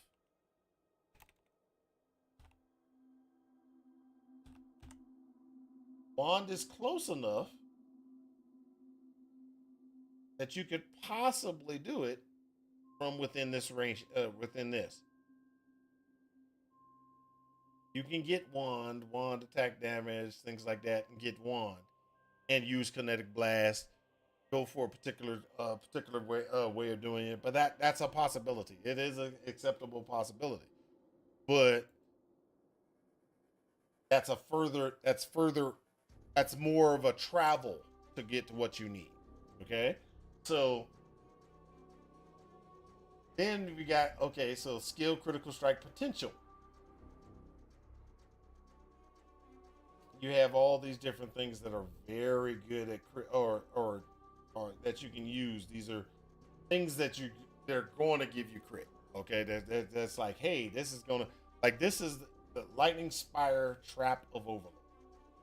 Throw a trap which, once triggered, will repeatedly strike multiple areas around it for a duration, dealing lightning damage. It strikes every second, and it has 8 strike arrows. Right, so it's gonna strike every second. That's what this one is. I'll show you what it looks like. Nobody's ever seen it. I think they got a picture for it inside this thing, don't they? They don't. Oh my gosh. Oh, switch it. This is what it looks like. That's what it looks like. It looks kind of just like that. But this one, it will critically strike 100% of the time.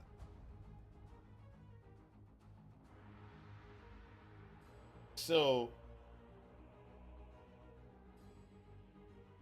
now transfigured versions, more damage and damage effectiveness, strikes more, and has 100% critical strike. However, it has a higher cost, a longer cooldown, and that it can only store one use, slower strike frequency, and no longer gain strike frequency, trap throw speed, etc., and against shocked enemies. That's a problem for this one, but it's a really good. I can throw it. Got a cooldown that's really going to hurt you, but you can only throw one unless you put second chance or second wind on it. Then you get 2. But either way it goes, that kind of sucks. You don't necessarily want to use it. Let's go back to this one. So then, these are the things that actually have really good crit strike chance capability. Cold snap of power, not a good thing. Great, it's a great thing, but not a good thing, because you get a store chance of 1.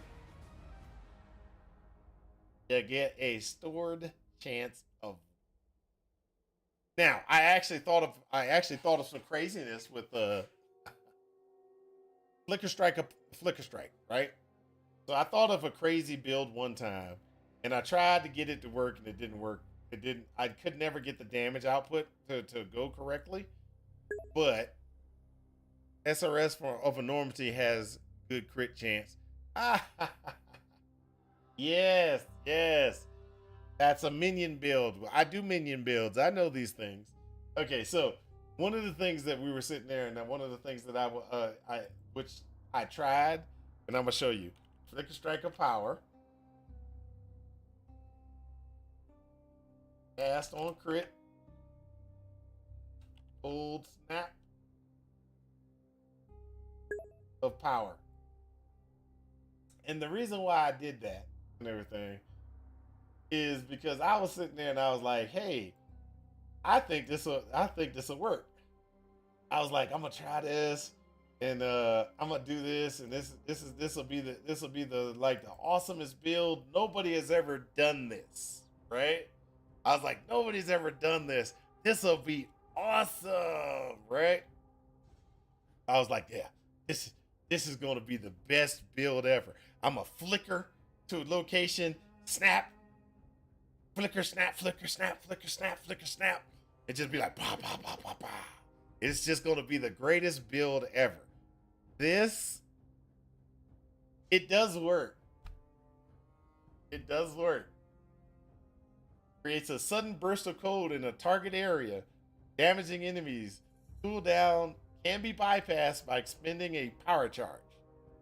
30% chance to gain a power charge on critical strike. 10% chance to gain power charges of power charges on critical strike. So you get back to the same problem or the same thing. You got to do that. Got to do power charge on crit. You've got to make sure you do this at 20, that at 20, and this on 20. That gives you a 100% chance to crit. Or 100% chance to get back a power charge. It works. It does work. Don't get me wrong. It does work. But to get the damage that I needed, oh my gosh, that was such a pain. All right. So, and the reason why is because you're sitting there and you got to do the basics. You got to do the basics for crit. Got to do the basics for crit because you got to hit with your weapon. You got to do those basics. Got to go over here, get that accuracy, and get that crit basic. So these are just the basics of being able to attack and get crit. That's the basics right there. So 30% chance. I'm going here and I go boom. I go here, boom. And this is actually the way I ran it. I ran it this way, where I got missed. I was doing this. I was doing that, and then I was doing. This is on full. This is with the power charge. Now, then to get the damage, because this is where the problem comes in. I wanted damage out of the code. Okay. So to get damage, you got to come up here.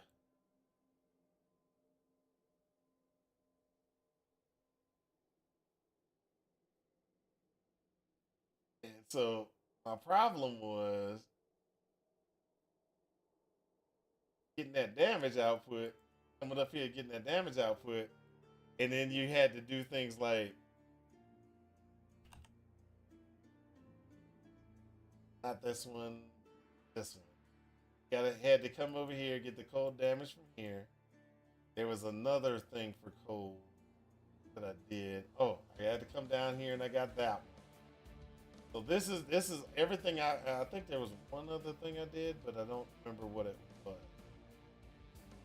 But either way it goes, you see where I'm getting my code damage, right?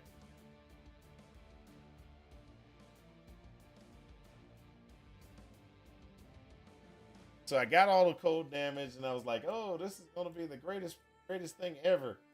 And I was like, "This will be awesome." And then I was like, "Oh, I'm not getting what I need. How do I get what I need? I need to do things." So I was like, "Okay, how do we get more damage?" Okay, I'm gonna do Herald of Ice. You know, because the Herald of Ice, what does it do? It gives me 38 38 to 56 cold damage to my spell or physical. So I was like, okay, that flat damage right there. Boom. That's great. Okay. I'm getting where I need to be. What else I need? Oh, let's go ahead and do this.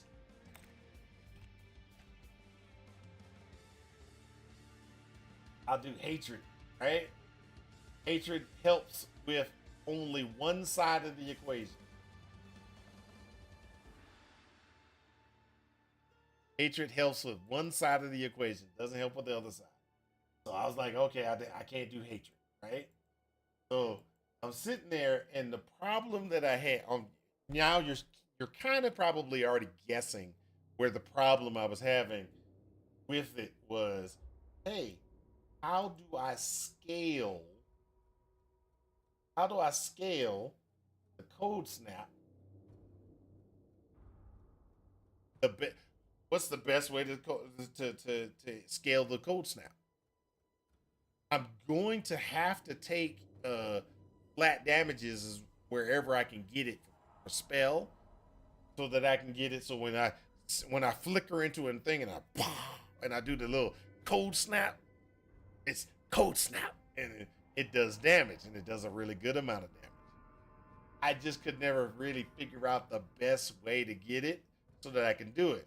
Now, also another thing is that when you run this in this fashion, you're going to be burning two power charges every attack.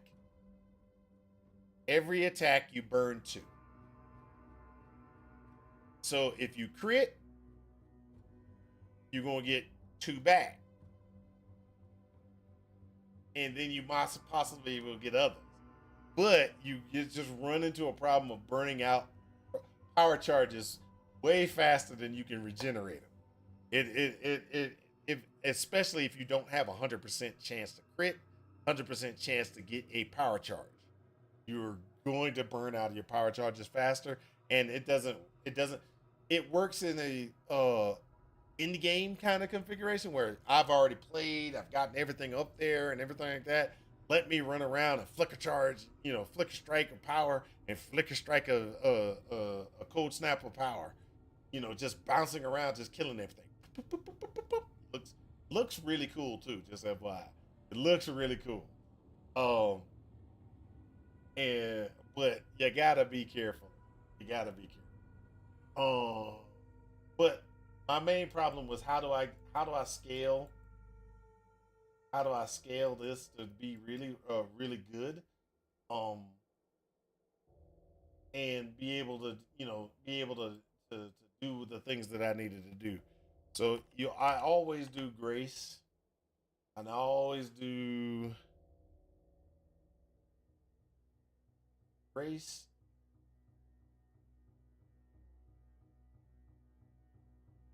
Well, either way it goes, that's what I was doing. How do you get how do you scale this so that it scales nicely?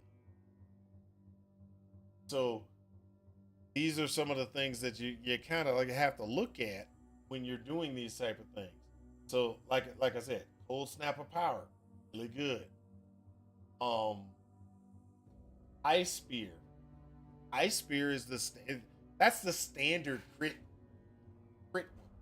I do ice spear, I throw ice spear, I do ice spear with returning.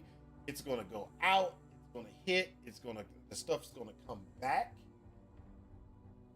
When it comes back, that's, it's going to come back at a very fast ratio. I'll be able to do a tons of damage that way. That is 100% is good, right? Oh yeah, 100% is good.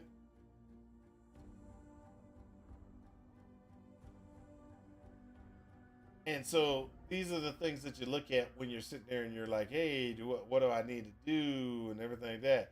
So I started off and I tried, okay, well, let me do ethereal knives because ethereal knives is going to be a really good thing. Um, so I always run into the problem of, and this is my problem with the assassin. And this is the biggest problem with for me for the assassin, where I've been having problems with the assassin. My biggest problem with the assassin is the following. Those two nodes.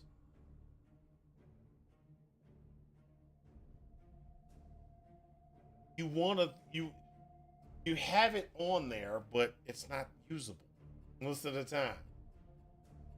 I want to do poison. Yeah, I can't do it.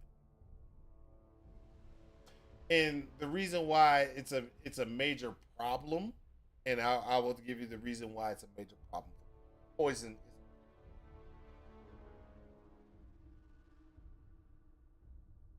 For poison to do well, you have to do good physical damage, physical or chaos damage. You have to do physical or chaos damage to get poison to function. Everything that you have going down the tree configurations and everything like that, you just don't have what you have on the left side of the tree. The left side of the tree and the bottom of the tree down here, you have so many things that increases the damage, physical damage. That increases physical damage. It makes it worth it. You can do, man. I could be a poison guy on the left side of the tree and perfectly fine if I can find a way to get poison. If I can find a way to get 100% poison, I'm awesome. I'm greatest. I'm the greatest because you can do a lot of physical damage increasing over there. Can't do it on this side of the tree. Not as much. Not as good. I mean, I had a build years ago where let's do this. If I do an ambusher, I say ambusher. I want to have this ambusher with tier 1 physical. I want it like this. I add that to the system. Do that on Flickr.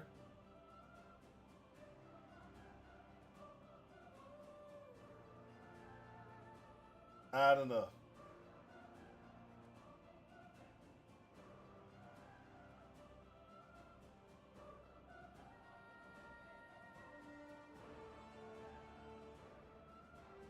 Tax. No. It's either chaos damage multiplier or it's chaos damage multiplier. Let's take that up to 1. Oh, let's just do this. 1T1 all the way around, right? So you see the DPS of the average DPS that this now can do, right? So let's just say 100% chance of poison, right? So let's do chance to poison.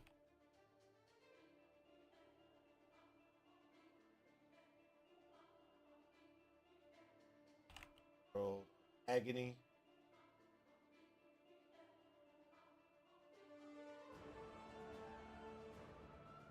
So this is per poison right here, right? Let's go ahead and pull this back. Reset.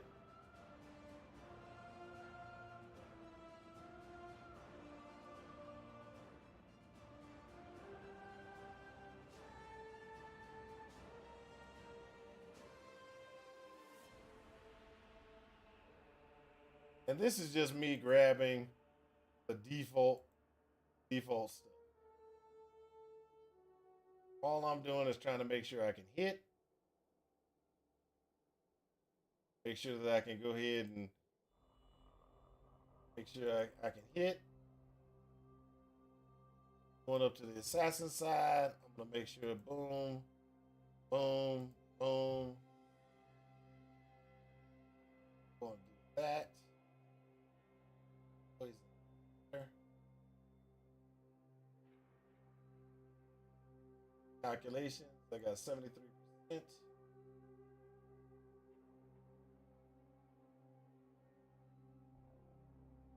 What am I running? Daggers? I said dagger, right? That's a dagger. Okay. Dagger. Chance to poison on hit. Here. There.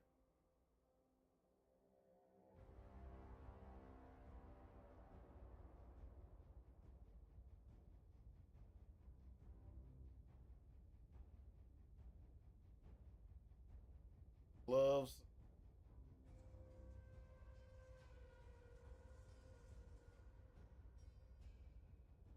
Accuracy on those gloves. Take it to that. Boom. So I'm 100% chance. This is what I got for there, right? This is me using Perfect Agony. Let me pull this out. I don't want this. So that's me. Poison poison, single poison DPS is 4,000. Total per poison. So let's go ahead and look at this. Poison lasts 2 seconds, right? So every poison I inflict is gonna last 2 seconds. Now, one of the things that, like I was sitting there and I was saying, is we're sitting there, we're trying to do, I get a major increase from the multiple, right?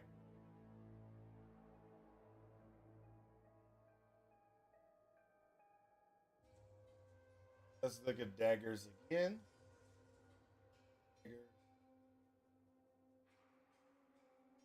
Do a regular ambusher.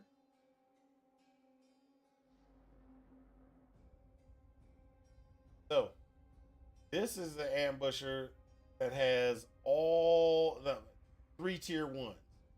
The one with 1 tier 1. You see the damage difference?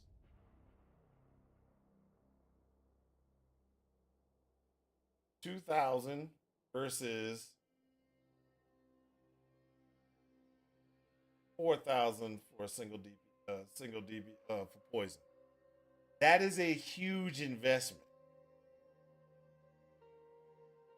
This one, that was just a regular dopey dagger. This is a huge investment to try to get. You're talking about you want the maximum physical damage percentage, the maximum physical damage, physical plus physical damage. And then you're saying that you want the chaos damage multiplier the best you can get. To get this weapon, crazy. And then let's just go ahead and say we go to Taproot.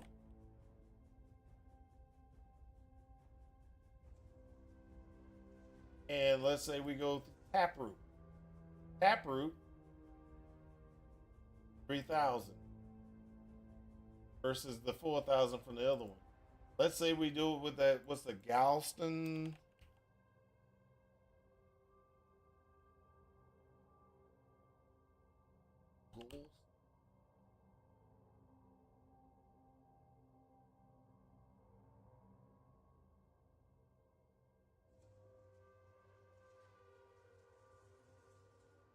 It's Goblin Ledge.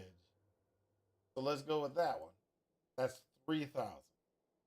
These are the highest DPS daggers you can get that are unique. And even with their power charges,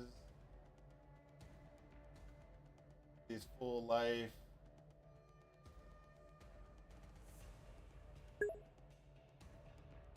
Sounds like a job for the Recombinator to make those. Yes.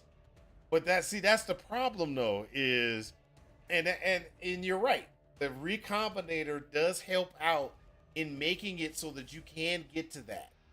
But there's this how can I put this? There is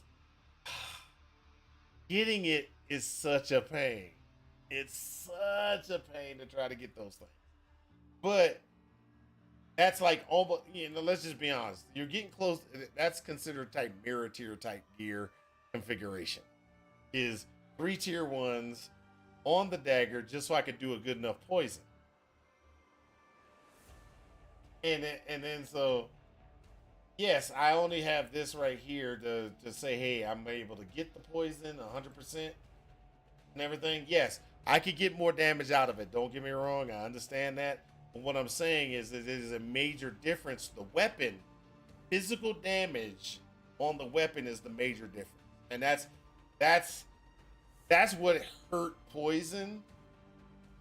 That's what hurt poison the most. Is that the physical damage requirement. And they never compensated the assassin. How are you going to compensate the assassin? I mean, if you want me, I can't do the poison like everybody else.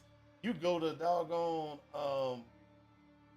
you go down here to the, let's just go and Ranger. Can you?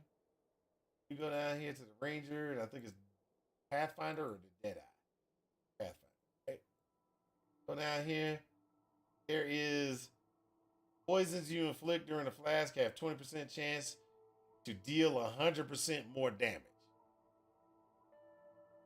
100% more damage. All right? Then you give them 50% increase effect of Wither. So they get they got compensated. This is huge compensation. What does the assassin get? Let's go ahead and break this down for the assassin. What does the assassin get for poison? Oh, I get an easier chance to poison. 5% increased duration for each poison that has inflicted recently, up to 100%. So I put that in place. I get the 2% there. It's just not enough. That's my problem. It's just not enough.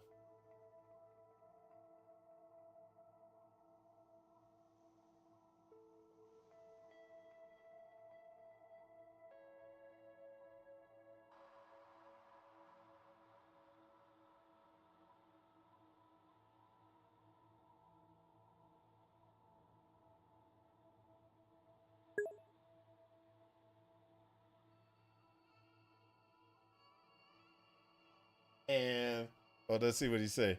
It's honestly better to go trickster with the Maven build. Yes, that's what I'm talking about. You're proving my point of what I'm trying to say. Okay, and that's what I'm trying to say.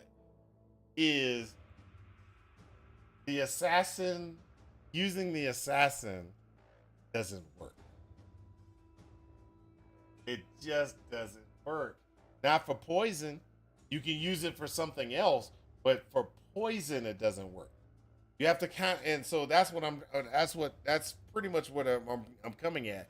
Is that if you're going to use the assassin, you don't use them for poison, unless there's some way that you can get poison to a point like when he poisons on the enemy. Let's do 10. 20, 30. 30 poisons on the enemy doesn't do anything. But let's see here. Let's do this. 30.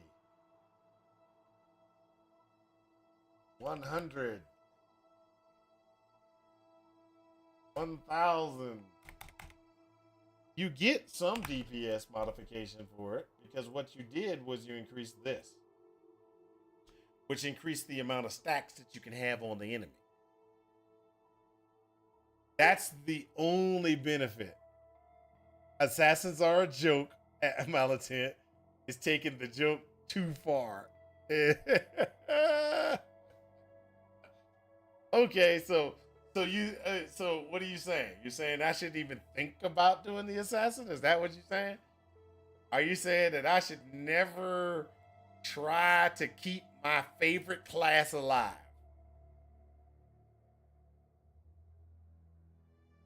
Every league, I always have some type of shadow assassin or some type of assassin just to see if I can get it to work right. Every league. No questions about it. That's what you have to do. So these are the things that I'm doing is I do these things because I want to try to get it to work. You believe in the assassin? I believe in the assassin too. Now, y'all might not remember from back in the day, but I used to be a Venom Geyer guy. Where I ran Venom Geyer, a Venom Geyer assassin, into T16s, and I only had 3,000 health. And I didn't die.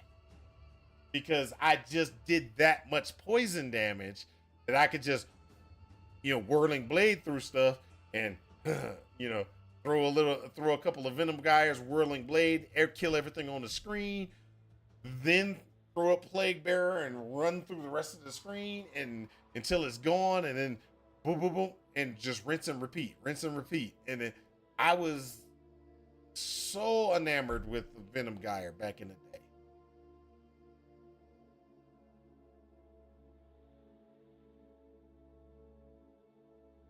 It's ruined. So, but I will point out the following. I understand that there are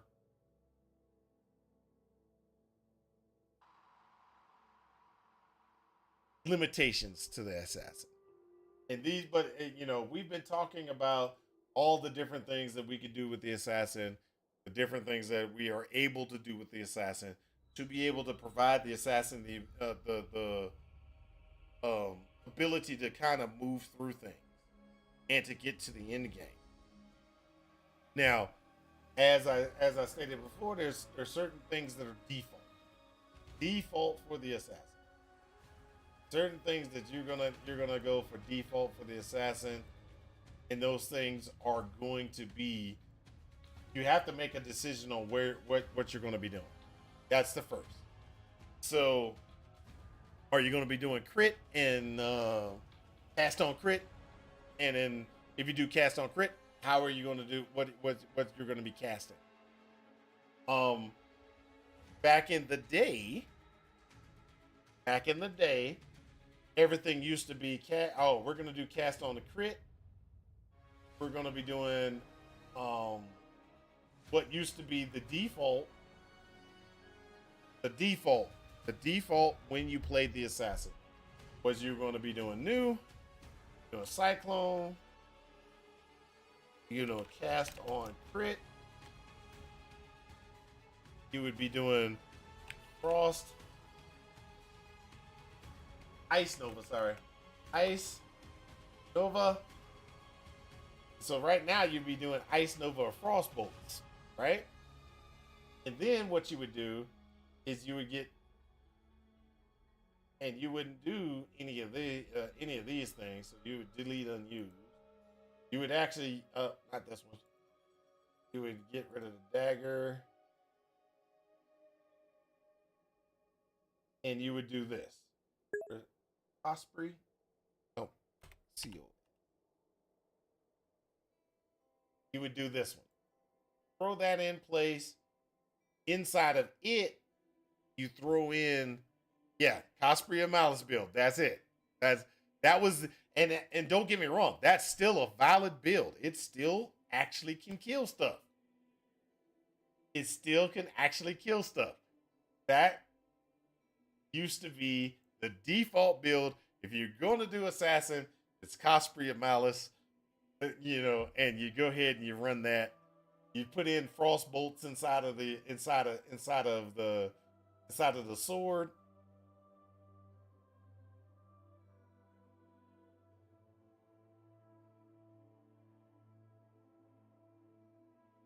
Throw the frost bolt inside of the sword. It gets triggered, and all you used to do is you just circle around hitting things. Frost bolts would go out, and then you're novaing the frost bolts on a regular basis. That's how you played that build. It still functions. It still functions. Not as wonderful as it used to be. You used to be able to just run through maps and just be like, "Oh, this is how we destroy things." It has gotten a lot less awesome than it used to be. Let's put it like that. Because you can sit there and you get right off the bat the damage output. So you sit there, it's like, oh, what am I gonna do for that? Okay, I'm gonna add cold penetration. I'm gonna increase critical strike. Well, I don't need a critical strike to do that. But you do Waken or one of the I'd like to. You can do the increased damage there, and then there was like 1, 2, 3. There's one more that we would do, like Iron Will or Inspiration, and then you just kind of do that, and just bounce around, just kind of circling through things, and you would destroy stuff. That was the default for that's the default for Assassin.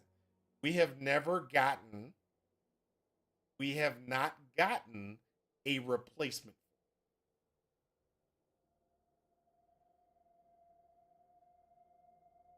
And that's one of the problems that we have. One of the things that and don't get me wrong, when I was sitting there and I was doing when I was doing this, I even did this. Click a strike of power and change this to cold snap of power. I've even done that. Trying to get the best damage output that I could get. Because with the Cosprey, what it does is it says trigger socketed cold spell on melee critical strike, and I could get 4 of them a second. So, let me explain that to you. I think I might have told y'all earlier that I was running out of power charges. I think I was fine with the power charges when they were both in the same piece of gear. In other words, when I had a chest piece and I was doing Flicker Strike of Power, Cast on Crit, Flicker Strike, Cold Snap of Power, and then did the rest of the things that I needed to be able to generate it, I had no problems that route. I had problems when I put it inside of the Cosprey, because then I was burning more points than I could generate. I was burning more points than I could generate when I moved it out. Now that I'm thinking about it, I was like, oh yeah, it wasn't while I was in there, it was while I was out. But these are the things that we have to work on. These are the things that we have to look at when we're trying to do, a build. Now, that would be an assassin build. No, see, this is another thing. That's an assassin build that requires uniques.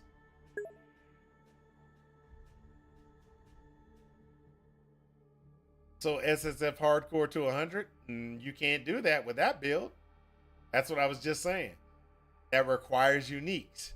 Since it requires uniques, you can't do that build. That particular build, you have to have XYZ unique to be able to get to the end, or to be able to do the in-game content.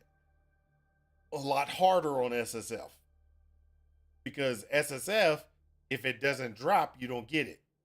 Yes, it's a bad build, so you can't do Cosprey's Malice, Cast on Crit, Frostbolt thing. You can't do that, and You can, if you find it.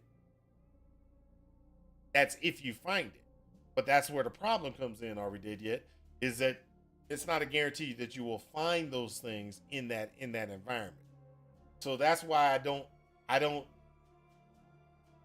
that's why I don't necessarily say this is what we should do for it. Thank you for following. Thank you for following. Mantracore.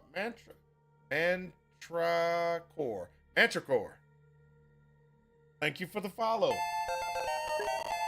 Hey, and you subscribe. Thank you, sir. That's awesome. That's awesome. But these are the things that we have to look at before we actually get to what we need.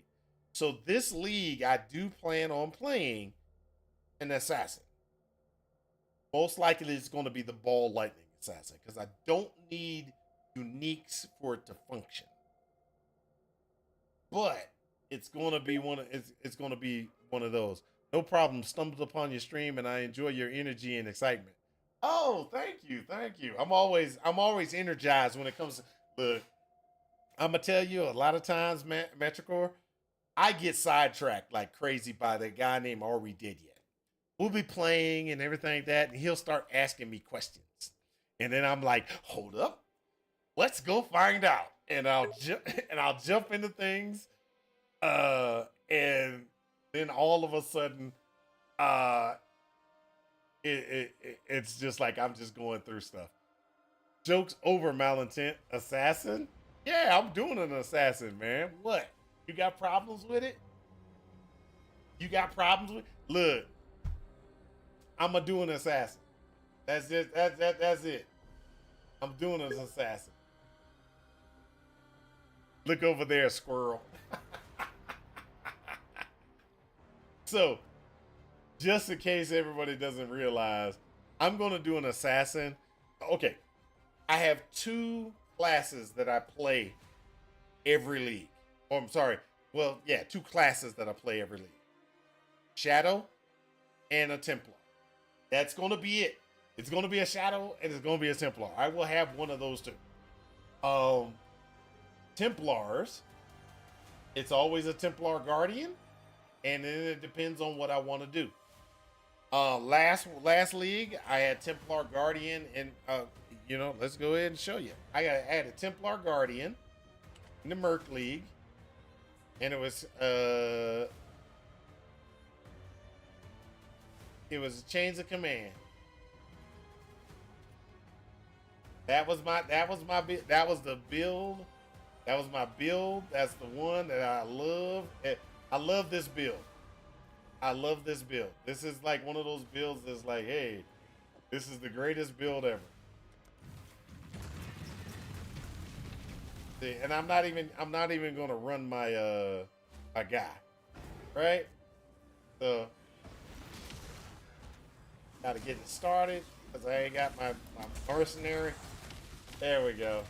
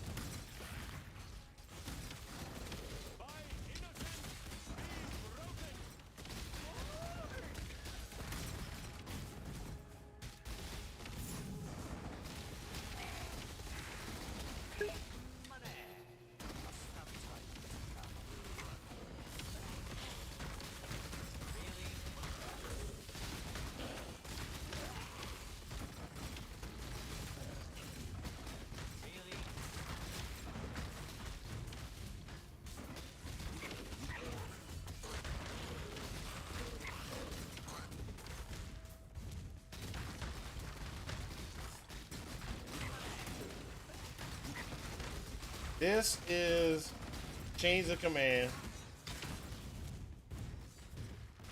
Chains of Command is good for map clear. It's not going to be a good build, just in case anybody's trying to figure out.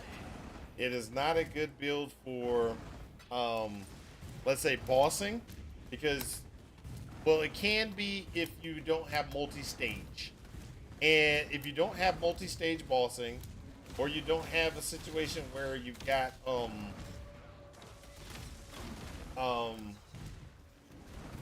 multi-stage bosses can be a problem for this build.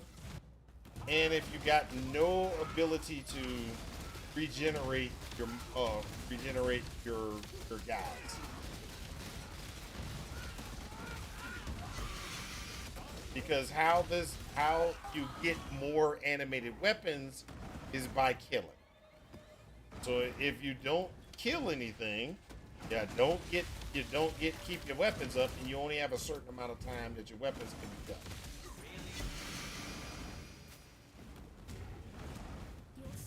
So this is one of my favorite minion builds because it's a mapper.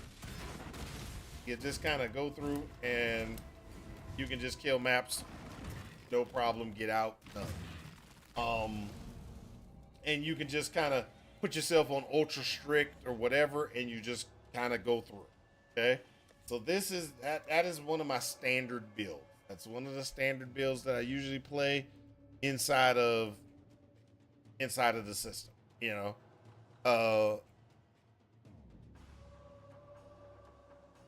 okay, hold up. I'm going to tweak my Guardian and do test runs of Eater and the Exarch for a couple of weeks.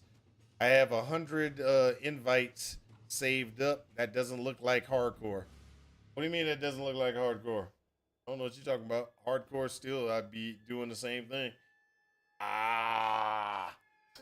And just FYI, you don't have that much time. You said couple of weeks. You ain't got that much time. This weekend, then next week starts, dude. Next week starts the next week is what? The 20 what, right? 20, right? What? Hold up, guys. Everybody, am I crazy? 2 weeks? Is it 2 weeks or 1 week?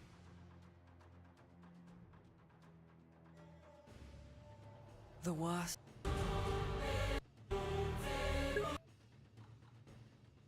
23rd and 31st. What's today? Today is what?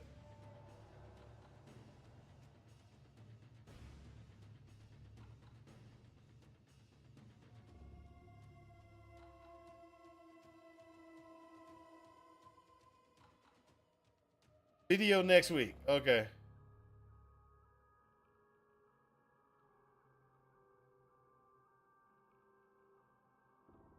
So next week's the 23rd. Yeah. And then after that, then it's the next Friday. Got it. Okay. Yeah. So it's next week we get the video, and then right after that, you next few weeks, man, you're gonna burn yourself out. You ain't even gonna be able to play. I'm gonna call that out. You're gonna burn yourself out and not be able to play. Why do you think I'm actually in here working hard? I'm in here working hard for a reason. I'm working hard on making an assassin build. And the reason I'm in here working hard on making an assassin build is because that's what we need this league. So just in case anybody doesn't know, I can make a build. I can make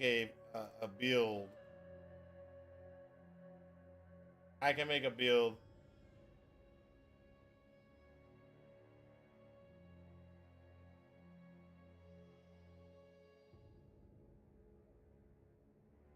I can make a build pretty easy.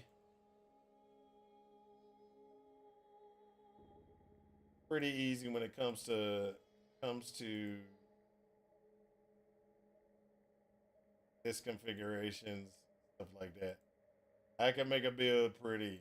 So there are, for minion builds, there are certain things that you have to do. Make the minion builds function.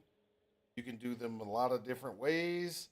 So right off the bat, let's just say, hey, basically this is kind of a basic configuration. Um, if you're going to be doing minion builds, oh, let's do that for tomorrow. Tomorrow we'll talk about Templars and different things for minion-based Templars. Minion-based Templars. We'll do that tomorrow. So day one, minion-based Templar build configurations and stuff like that. Some of the default things that you have to look for.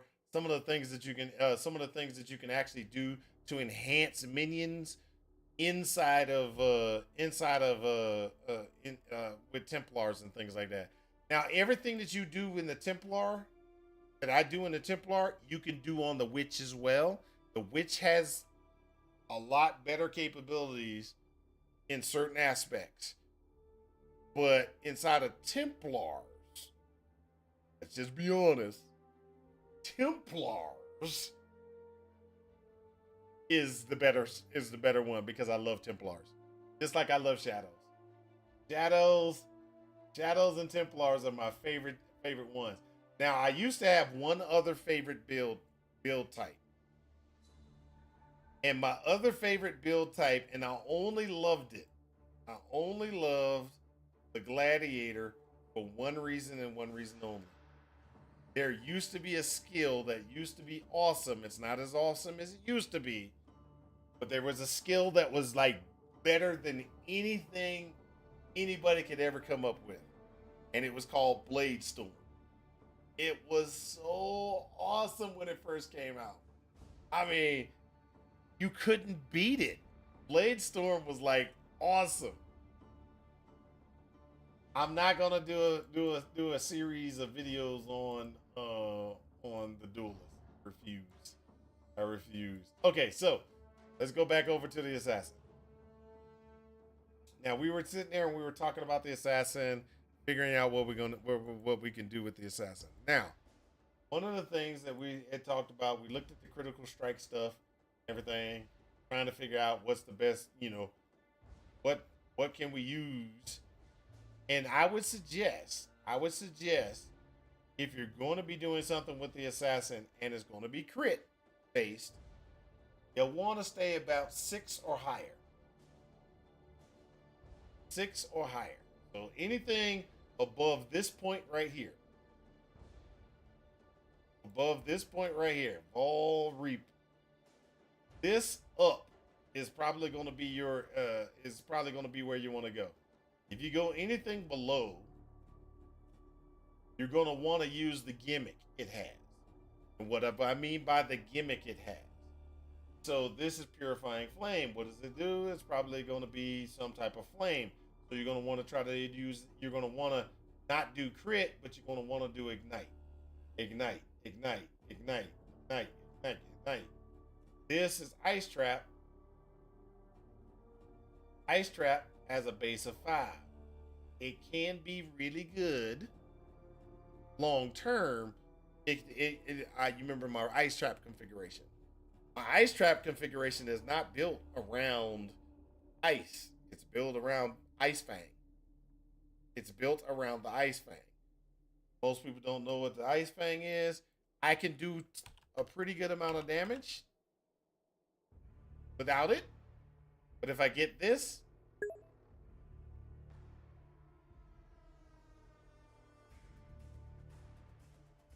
it makes it even nice.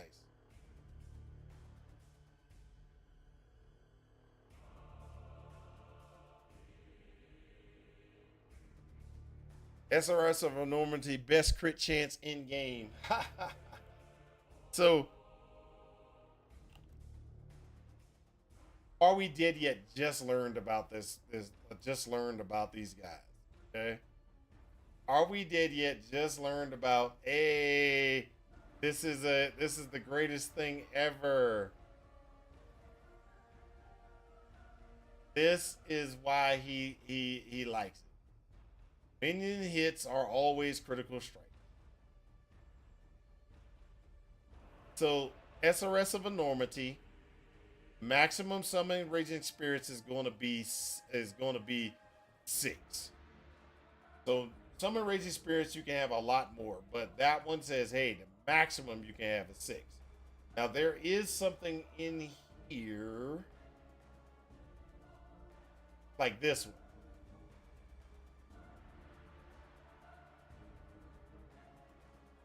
So what you can do is you can reserve 30% of your life, put petrified, petrified blood on.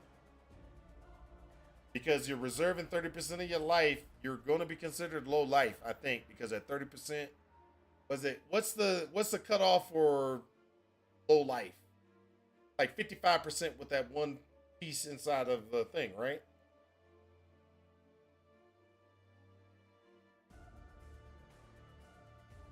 Low life is 55%. So if you put petrified blood in place, etc., you can get some stuff, and you can actually put yourself so you can get a total of 12 of those guys. They always crit, which means, and if you get their damage up, we'll talk about this tomorrow. Get this. Let's do it. Let's talk about assassins. He's trying to derail me from my assassin configuration.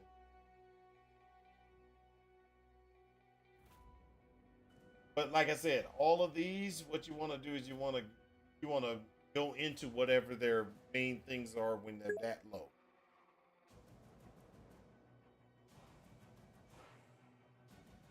What do you mean go bigger?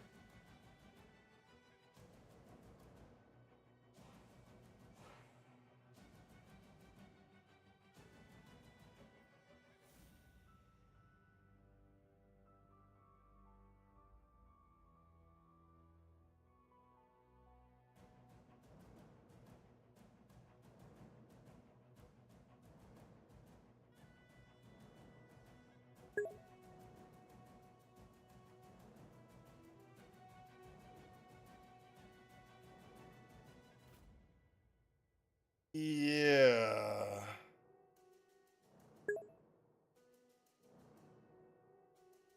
Yeah, you're not saying anything really you're not telling me anything I don't already know.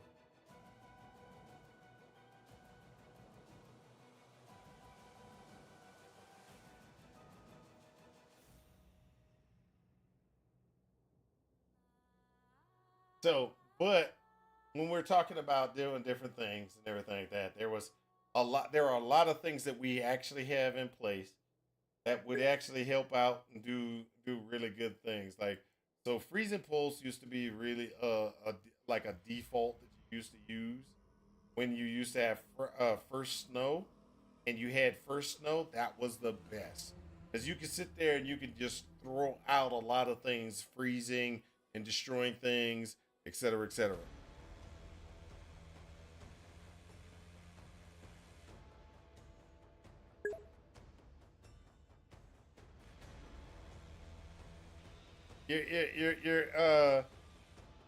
You're not really saying too much there, are we? Did yet? I mean, you're like, hey, I just found minions, and you're saying things that are just like normal. That's normal. That's just normal. I mean, you're quoting things like, "This is the greatest thing ever." I just, you don't know about this. Yeah, no, I know. I know.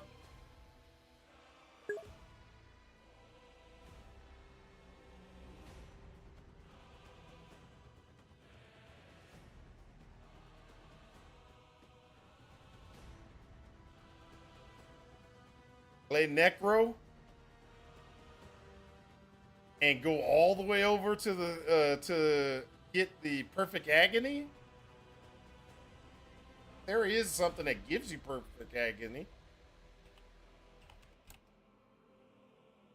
I think there's an item that might give you perfect agony in there. Thought there was. Where is it?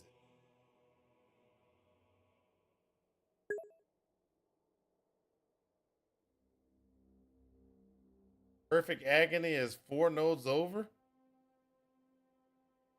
Play Necro and get perfect. No. Perfect Agony is down here. You're talking about playing a Necro up here. You're talking about going which?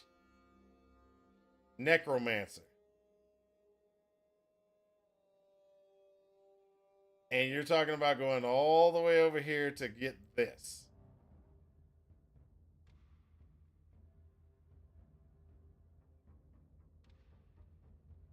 You can get the health configurations from here.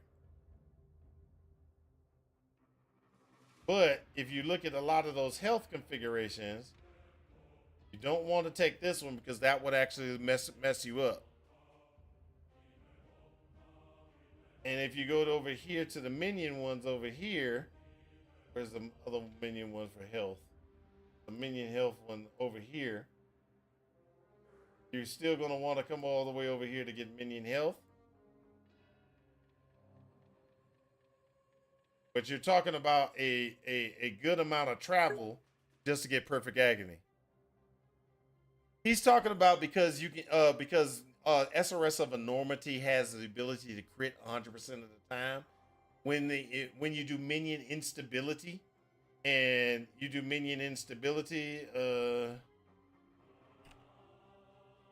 which I forgot where that is, but you do minion instability. Somewhere on there. When you do instability, yeah, that's another problem. This actually deals with you. Oh, I'm sorry, not that one. This one deals with you, not your minion. The whole separate. Yeah, there's it. You're gonna try to move all the way over here, and it's just not gonna work.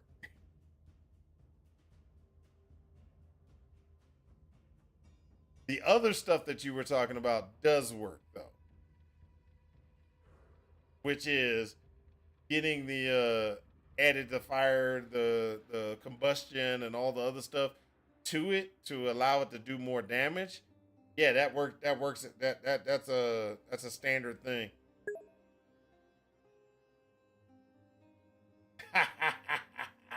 Forget you. I don't like you. Leave me alone. You're messing me up. Messing me up. Back to the assassin. Back to the assassin. All right. So.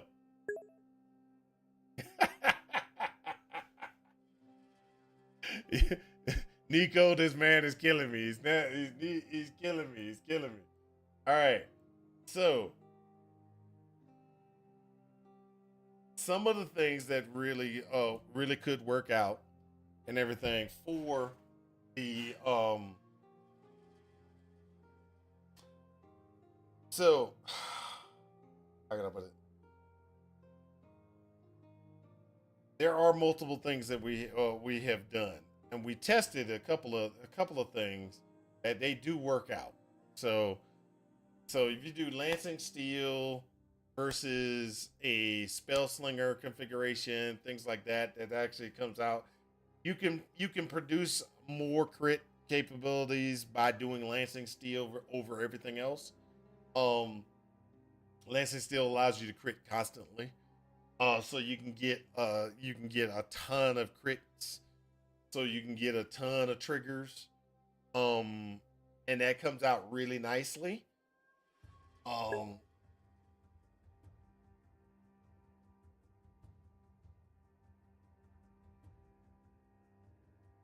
And so you can get that, and that works pretty nicely. And that's just the way you can do different things like that. There are other things that you can do to enhance your capabilities or do things that are going to get your. Now, this is one thing that I've always wanted to know from people. I've always wanted to know from people.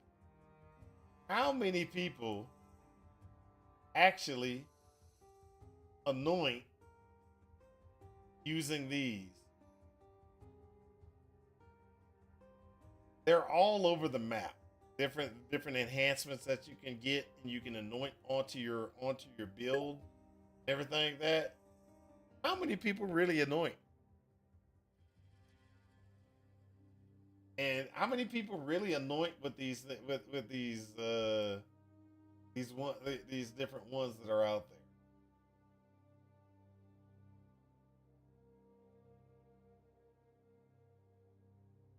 Because I find that there's like some of them are pretty cool, but it's like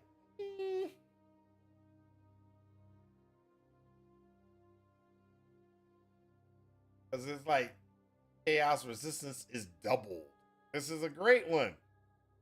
Um, but I was just wondering how many people actually utilize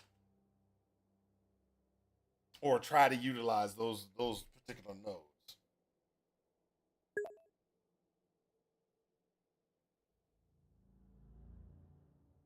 Yeah, they're really expensive. They are really expensive. The ones with the double prismatic, I've seen a couple of them that had like double prismatic requirement. I'm like, "Phew, that's rough."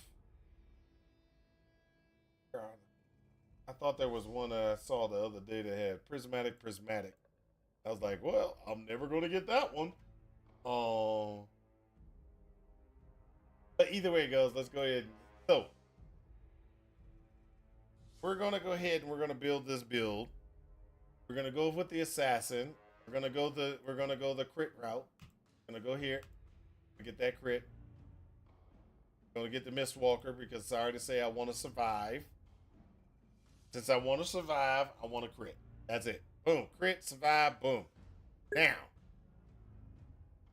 we need to figure out if we're going to go here and over there, or we're going to go and grab that. That'll be later. These are the basic three for what we're going to do. We're going to crit. We're going to do those basic things. We're going to go over here. This is a brand new configuration to build.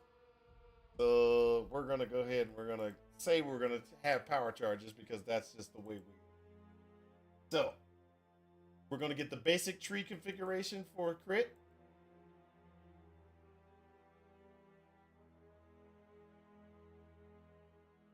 This is the basic configuration that we're going to be running. Basic configuration for crit is always to go here and to either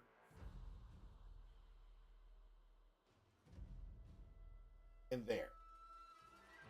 Now, I do have a question. Are we going to do a cast on crit build or are we going to be doing just a regular crit build?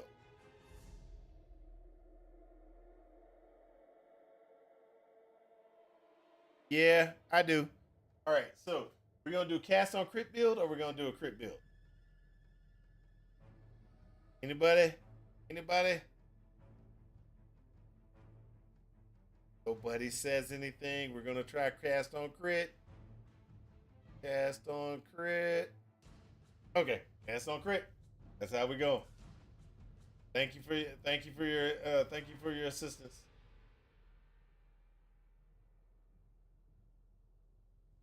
So we're gonna cast on crit. So since we're gonna do cast on crit, there are certain things that we want to do.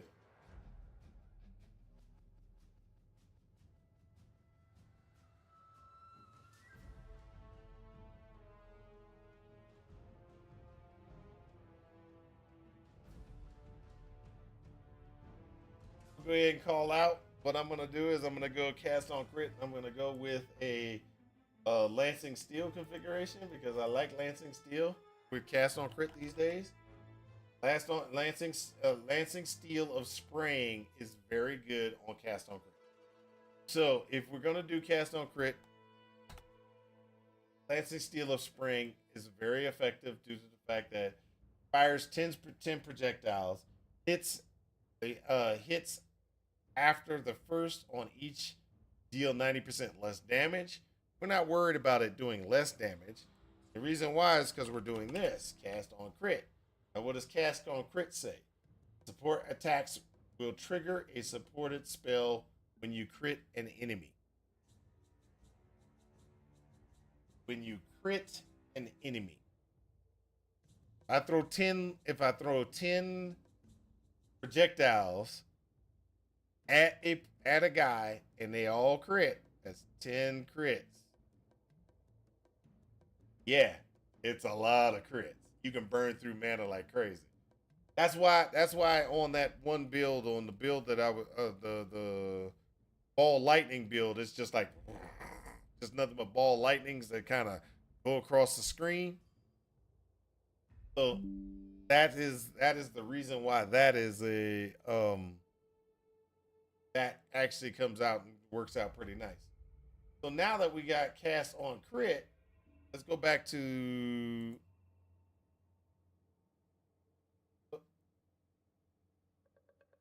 critical strike. So now that we got cast on crit and everything like that, we got these different gems and stuff. We want to go ahead and try to get a good gem that we can use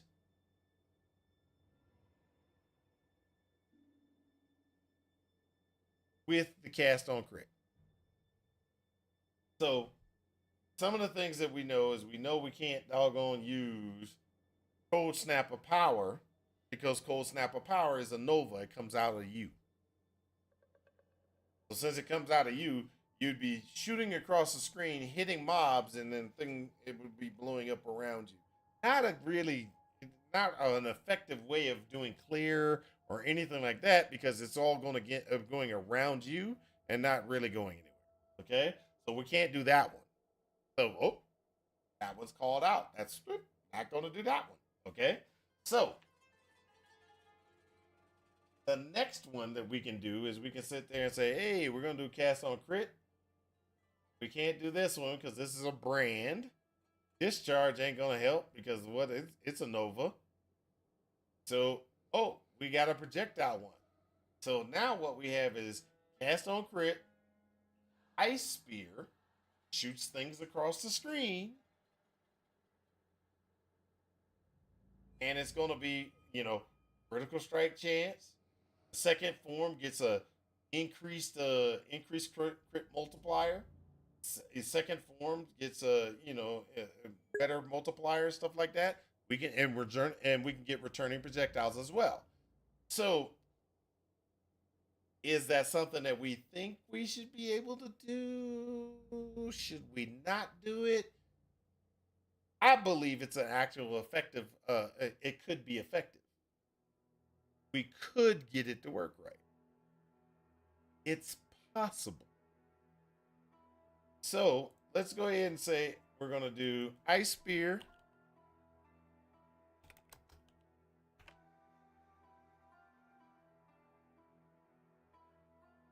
And then let's say we're going to do Returning Projectiles. And then let's go ahead and say what we're going to do is we're just going to go, what other things do we want? This thing says added chaos is a great thing. Hold up a second. No, it's not saying that. It's a great thing because we don't have a weapon. Let's put this weapon in place first. So we're gonna put a one-handed weapon. I always use a thrusting sword because in case I really want to kind of do poison or not.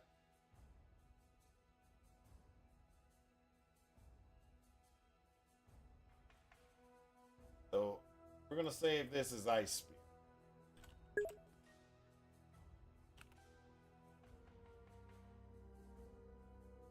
Back out of here.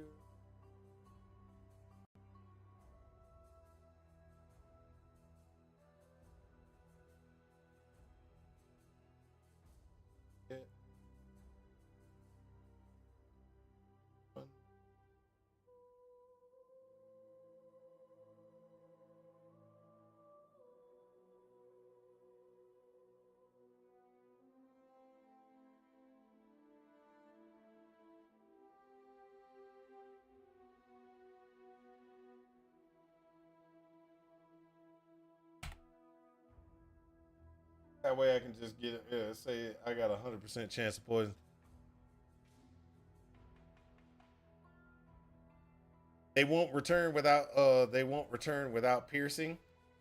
They'll hit something and that's it. What do you mean? I've had them return before. I think the splitting one is the one that doesn't return.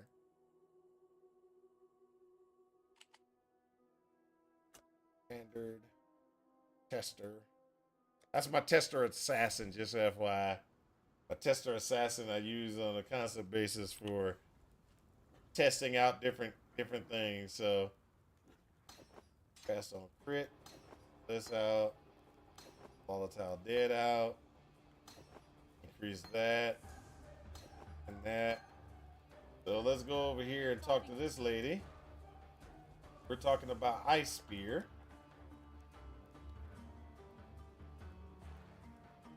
We can put Ice Spear in here. I think I got returning already, so let's go ahead and go here. Him.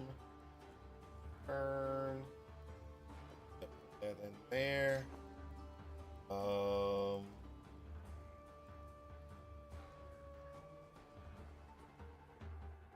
Damage output there. Let's do added chaos. So let's see if this actually functions.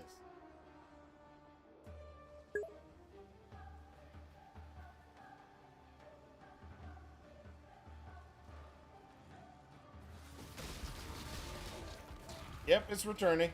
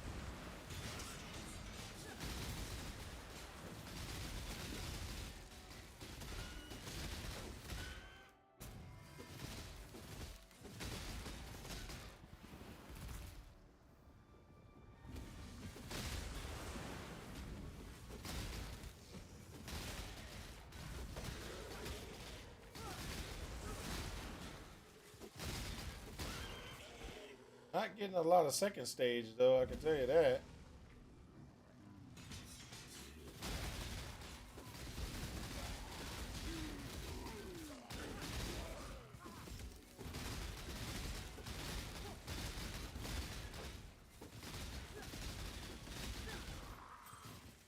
Nope, the ones that returning are actually the second stage ones.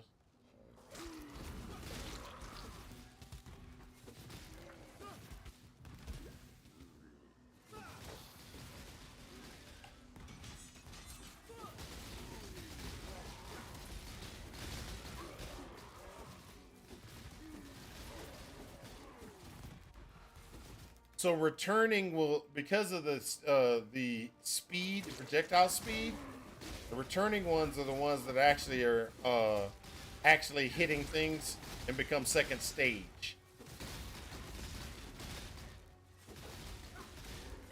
That's why when I'm hitting a solid target, if you look, if I'm hitting one target, then one of those targets,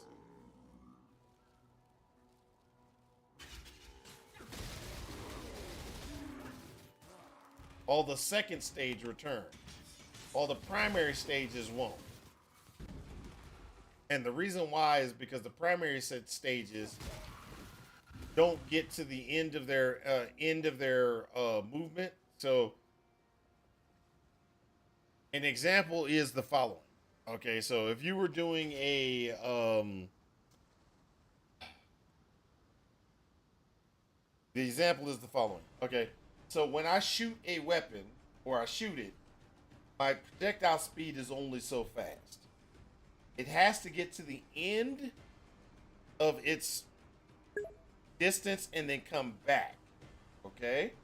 So what happens is on the primary stage, if I miss, it will get to the end and the speed is so slow that it will not get all the way back to me. Okay? but because of this of how Ice Spear is, I hit, the second one shoots off really quickly. It gets to the end of its travel and it comes right back. And that's why you'll see those coming back at a higher speed than the other things. That is how returning works.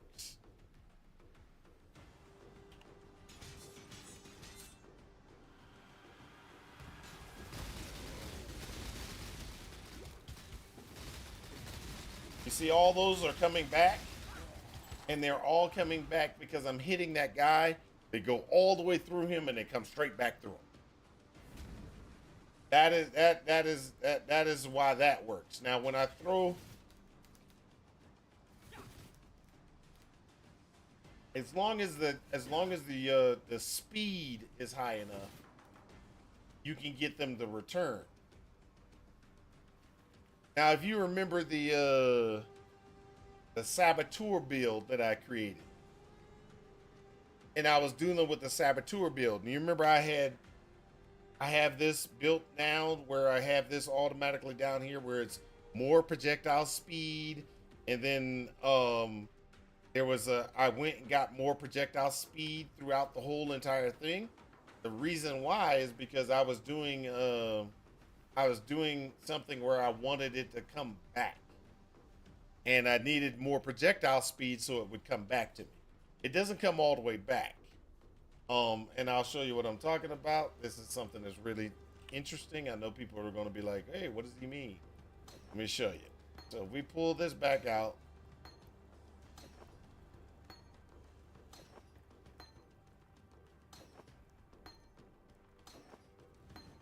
and let me pull my thing up real quick. Don't save it for now. Aya Winter. Build configuration. Yeah. Arcanus brand Aya Winter. Okay. So.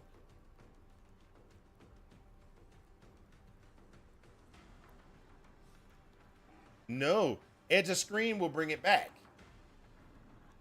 And it will bring it's you want the projectile speed so it can get to the end and get back, because they only have a certain duration. Projectiles only have a certain duration. The faster it gets to the end of the screen, the faster it can get back. So if I do slower projectile,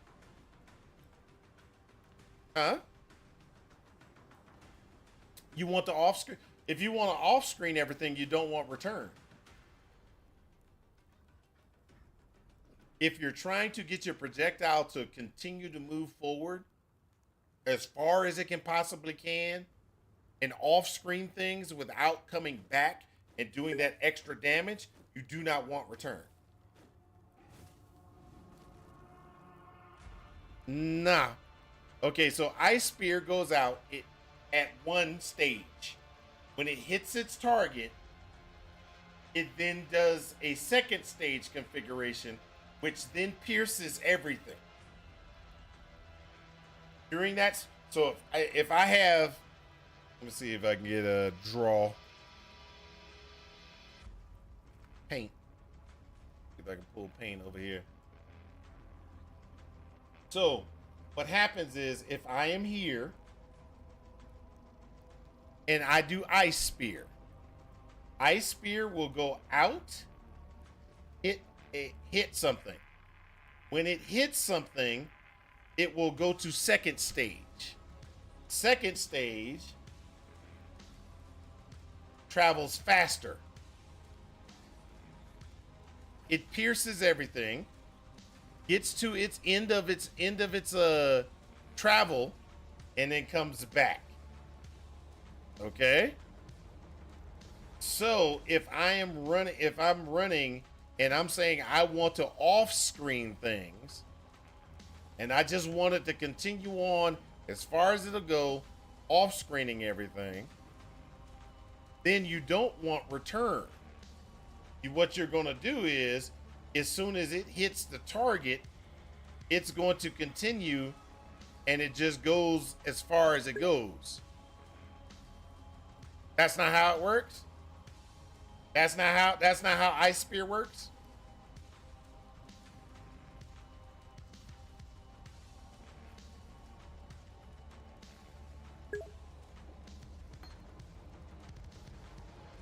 Launches a shard of ice rapid succession. After traveling a short distance, they change to a second form, which moves much faster and pierces through enemies.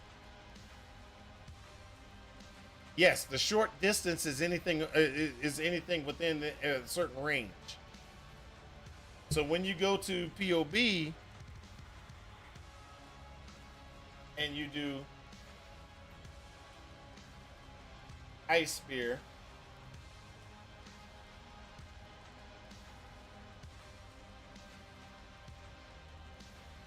and you're doing the first form, then you got second form projectile. Used to keep the distance on the thing for it. Hold up. Huh?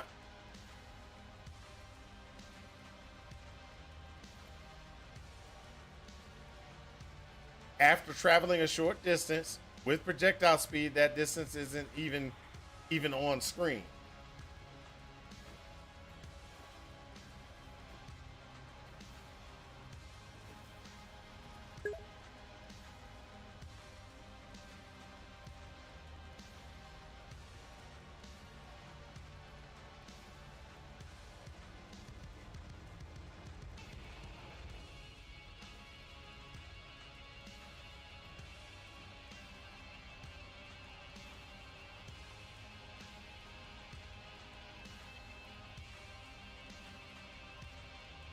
Change forms after 2.2 meters of travel.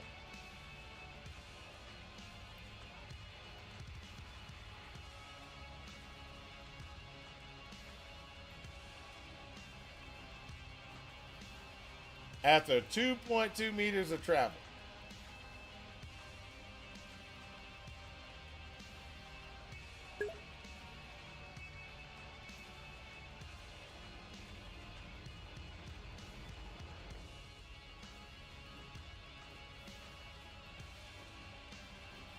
And that's why when I was doing my paint thing, and I was doing paint, no, that's not what I was looking for. That's I don't know. I don't know how that was, what the heck, how that was.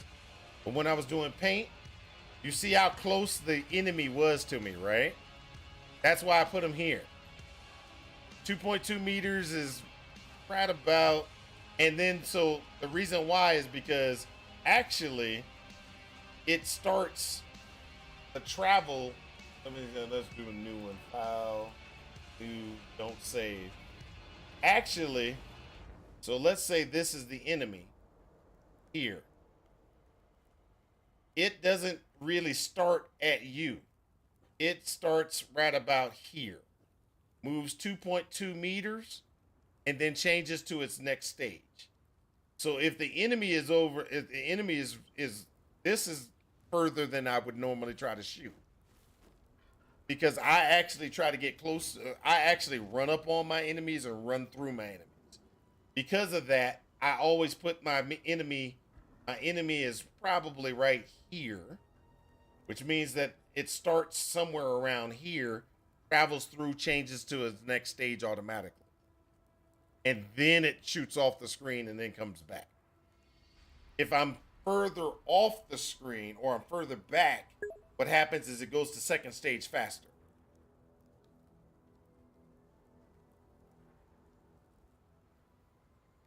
I don't think so. I haven't tested that before. I haven't tested that before, so I can't say 100% if that's the case or not. We can look and see if it is or if we can get it. So we can put turn test on crit. Ice Spear. Just go that one. And then if we have Pierce. I think I have a. Yep. Got an ice spear for sure. Good tidings to you.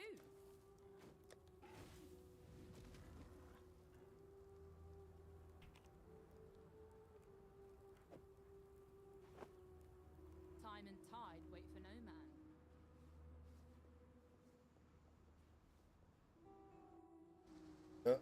man. Yeah, that was a good one. That was a new one.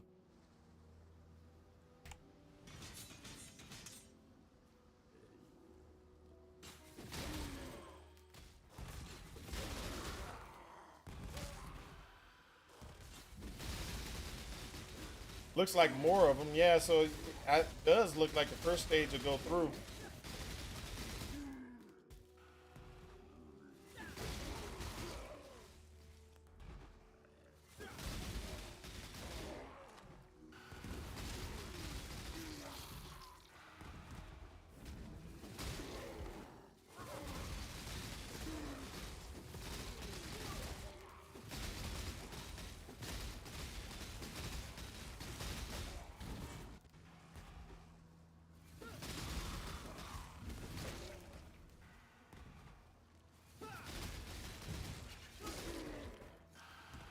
Okay, let's pull the Pierce out.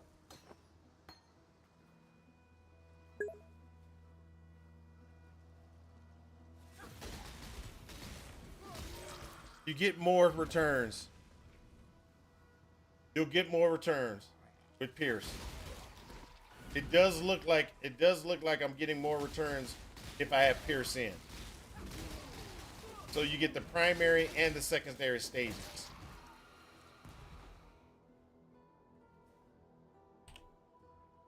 So if I throw Pierce back in,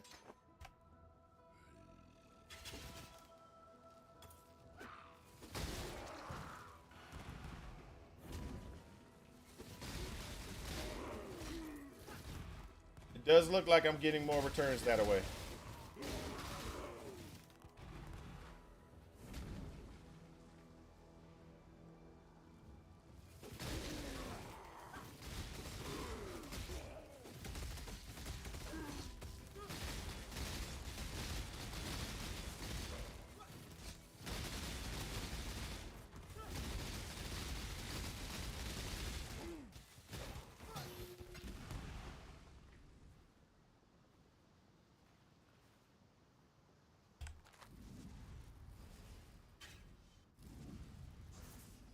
So it looks like you do get more return.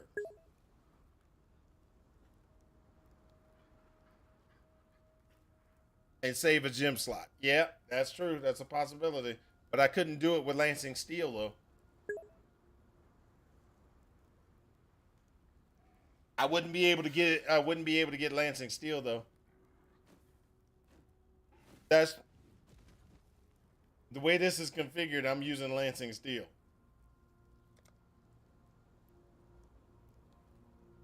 Now, what I was going to show you earlier, which people need to be able to see, is the following. You get return, put that in place. Canis brand, put that in place. Brand recall, we got that. Okay. All right. Canis brand recall.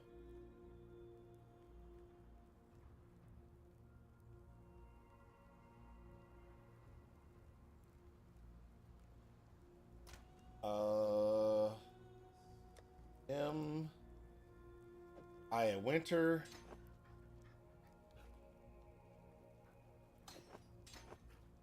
So this is one of those.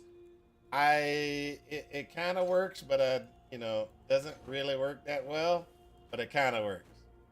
So here's my brand recall. There. Okay. So watch this.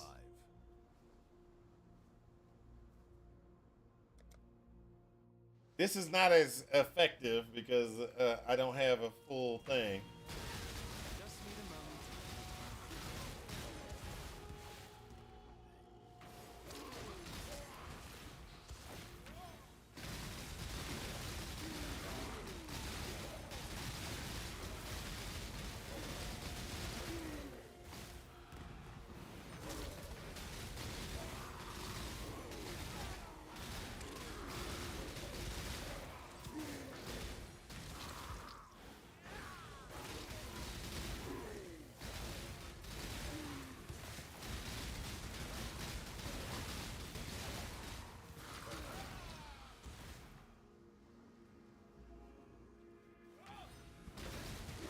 a little gimmicky, but it works.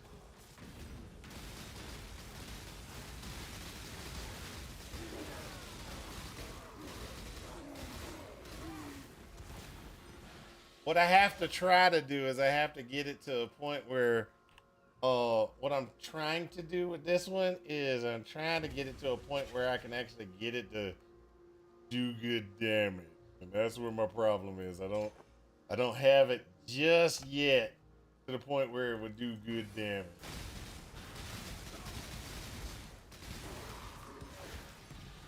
I've got the build almost to a point where it's like, oh, this will be great, but it's not there yet.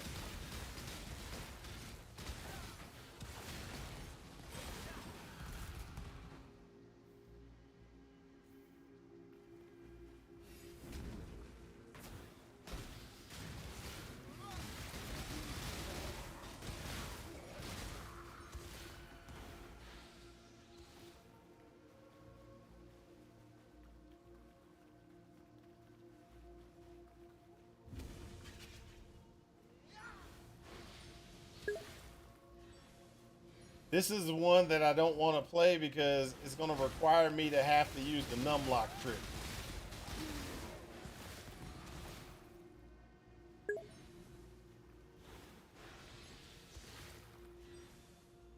Cast on crit body swap. I thought about that one. That doesn't work as effectively as you think. Lightning warp cast on crit didn't work as effectively as you think either. One more test, cast on crit body swap. Okay, I'll do it. Good tidings to you.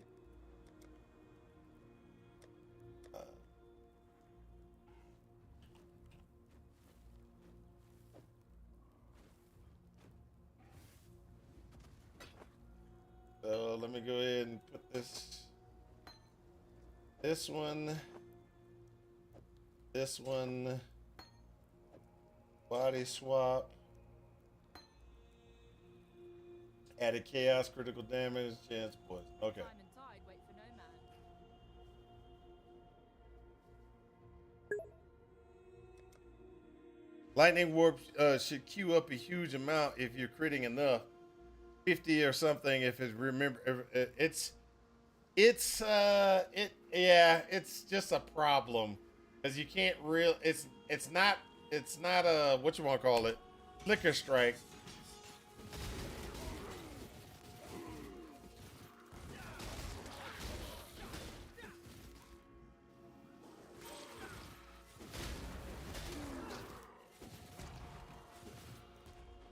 The problem I have with it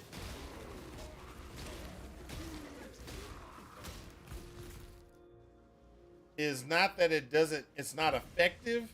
The problem I have is your targeting. You have to constantly try to figure out where an enemy is so you can try to target him.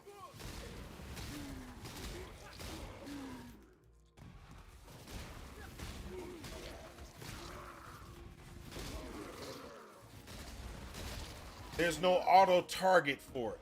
Like with and that was my same problem with Lightning Warp, is that you're trying to figure out where things are, moving your cursor around, trying to get and target the next person so you can actually get another crit in place so you can go. Flicker Strike is different because Flicker Strike, it doesn't matter where he's on the screen, as long as you're close enough to him, you'll be able to flicker between enemies. With the Lightning Warp cast on crit and the body swap cast on crit, my main issue has been I gotta always move my mouse around to try to get the targeting. And while I'm doing that, I'm getting myself kicked, a butt kick, trying to make sure that I have enough to be able to survive.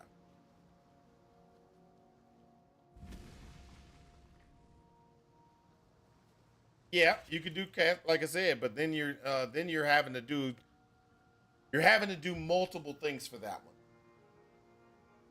So auto target with Flicker Strike. Okay, so yes, you auto target with Flicker Strike. That will get you to get you to it in certain aspects, yes. But now you're having to make sure that you have enough for auto strike. You got to make sure that you have enough for flicker strike,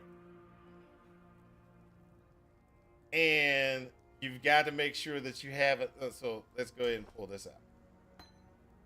Now I'm having to make sure that whatever I'm doing, I have to generate. So let's do this. I think I have one. Be able to use the sword. Where's the est? Gotta have an est. No, I do. Emphasis. Okay. Put this away. Oh, I got enough of them. Never mind. So if I do that and I do regular flicker strike, I should have a regular flicker.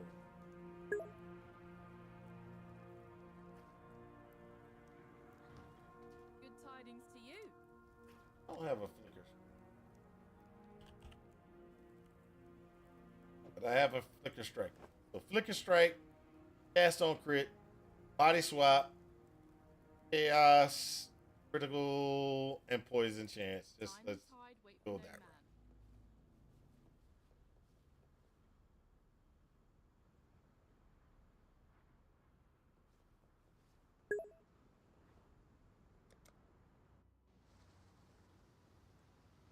route. Level 1 is terrible? I don't know what you're talking about. Level 1's fine.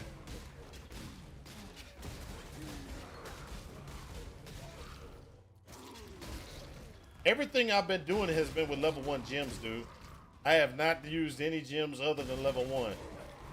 That's how I determine if it's something's going to be working, will work okay, or something might not work okay. Because if I can do like level in this area with level 1 gems, and I'm one-shotting things, then hey, it might actually function later on.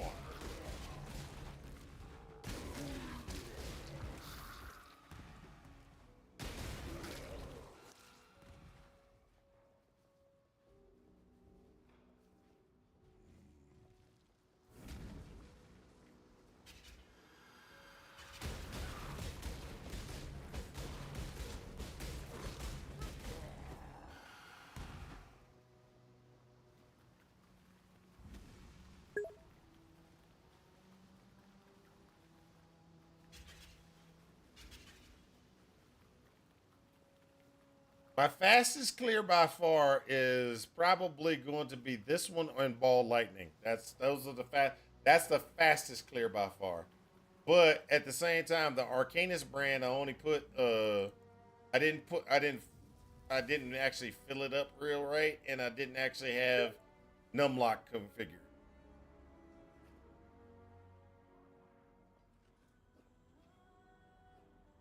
Because when you go through and you do now, the ice spear definitely is not worth it.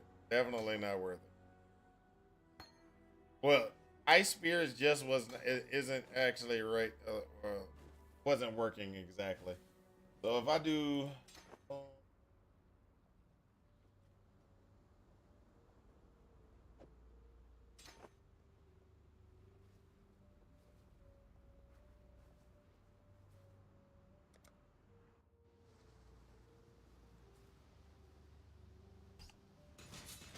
And this is not Lancing Steel of Spring. This is and I am not. I don't have a sword. Not a sword that it can use. Oh my gosh! I almost killed myself because I put it in the. I had stuff in the wrong spot. Gotta make sure I've used the right stuff, people. If I don't use the right, gotta have the right stuff. This got to be that. And now I should be able to go through. Almost got myself killed bad.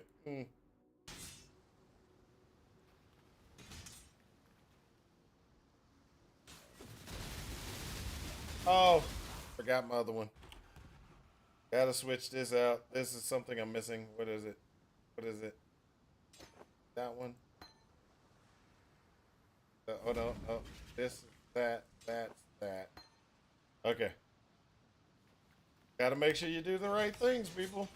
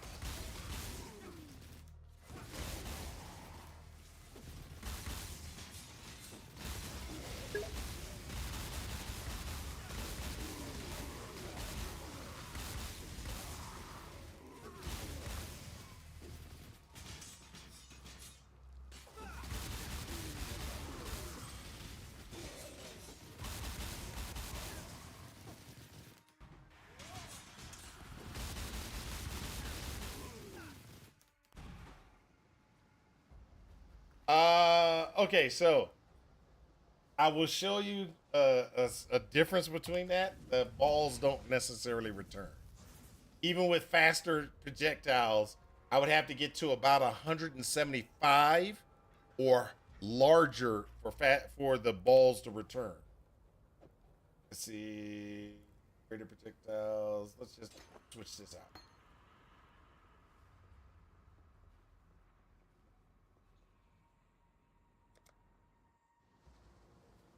I'd have to put in faster projectiles or something like that to get the balls to return. Now, if I hit something, like a wall or something like that, I get the return.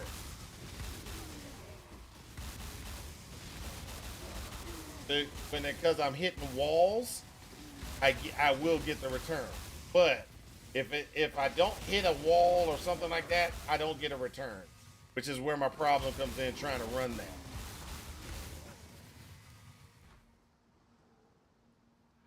If I'm on an open map,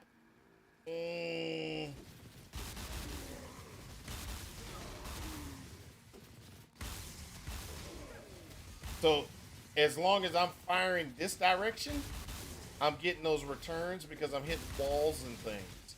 And so I do get a return. But if I shoot in certain directions, like those never return. You saw it?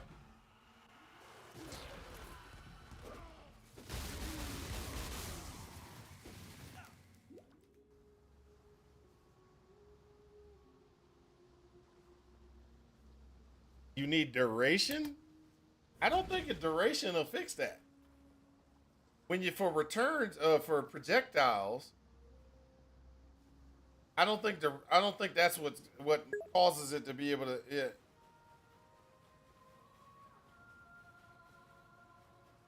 It has to be fast enough that it can get to the end of its thing and come back to you.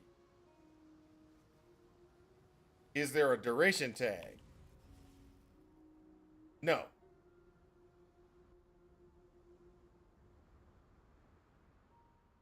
There's no duration tag. Most projectile type things, they usually don't have a duration. What they have is they have like an example is, let me pull this quick.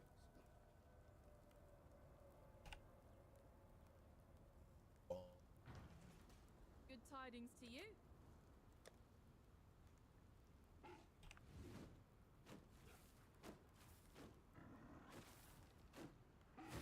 Crossbows as like it is a travel thing.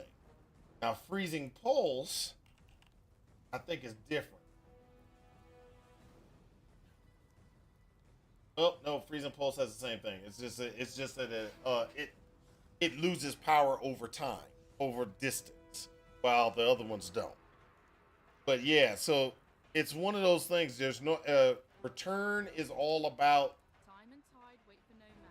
the distance of the travel, and it's hard for me to explain. Maybe, oh, POB got it. Let's do this. Let's do a Nova real quick, and I'll show you what I'm talking about. I just put a skill in and say Nova. What?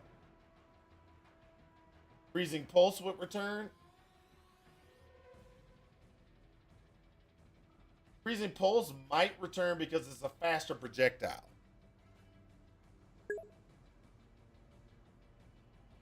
It's fun to watch, to be honest.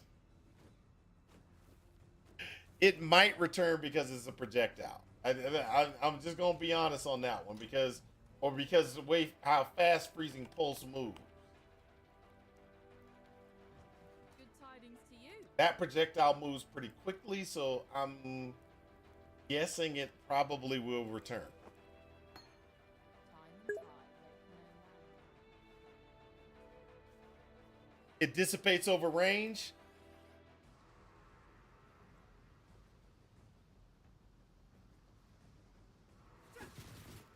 Oh, never mind. I gotta have something to attack.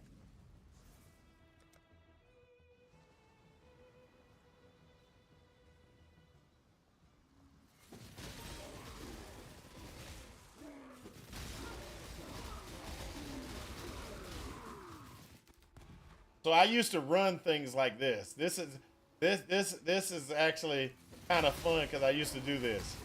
Not with returning, but this is how I used to run my my Freezing Pulse Assassin.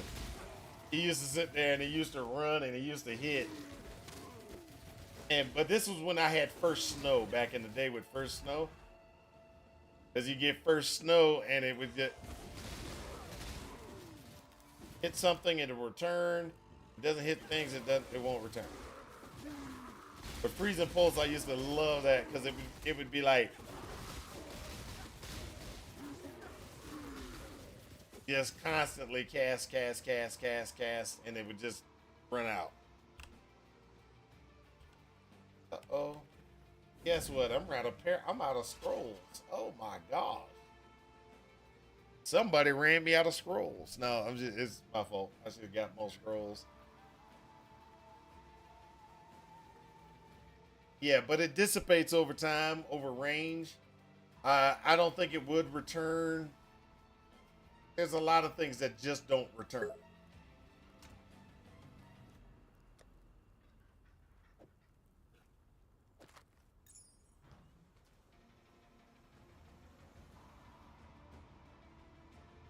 Freezing Pulse totems was good. I used to do EK totems. Remember when we used to have the gem that caused EK to shoot out in a spiral? I used to do that one. It's like Frostblades needs a ton. Yes, like it's like 175. You need like 175 or something like that projectile speed just to get it. Now there's a possibility if I did this, but that would eat up damage output.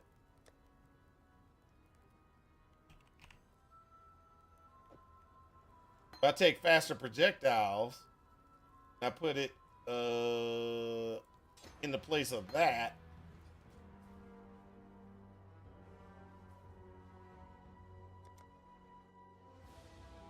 I might be able to get it to come on screen just a little bit. But I won't have high enough speed. Nope. Not fast enough. Nope, not fast enough. Not fast enough. Just yeah, and that's with me using faster projectiles. That's a faster projectile configuration, which gives me 60% increased speed. So that's 60 plus 15, so that's 75 plus 85, 90, 100, 110. That's 110 projectile speed. I still can't get it to return. It's like 175, I think, is the projectile speed configuration I would need for it to return. But, you know, so this is just, you know, this is my test character and everything like that.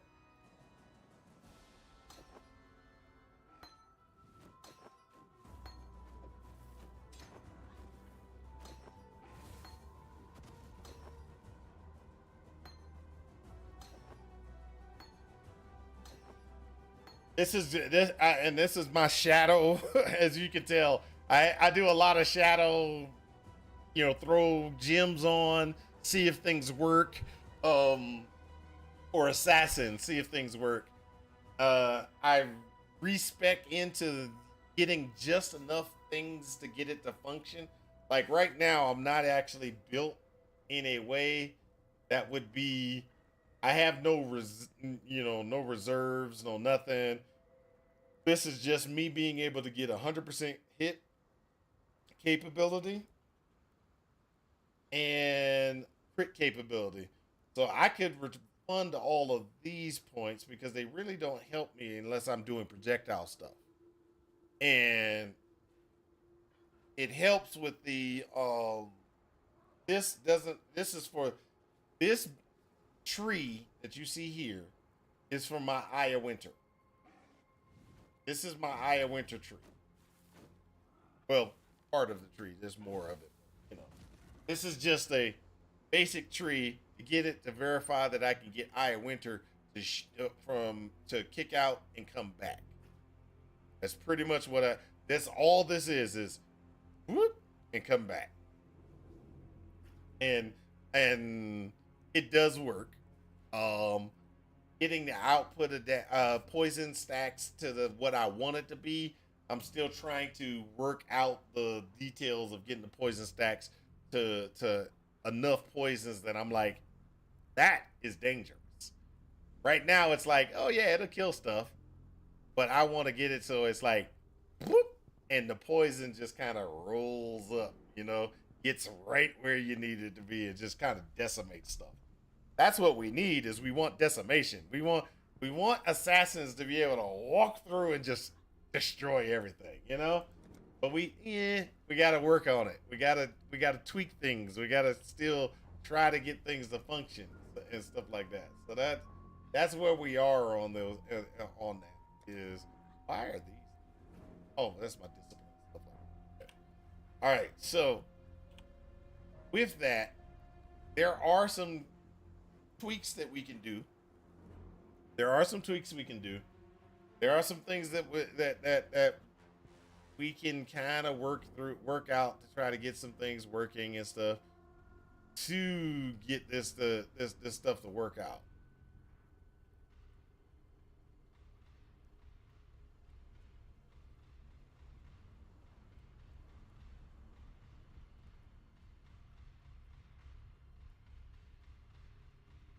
All right, so let's go ahead and let's go back to POB for a minute. Let's go back to POB for a minute.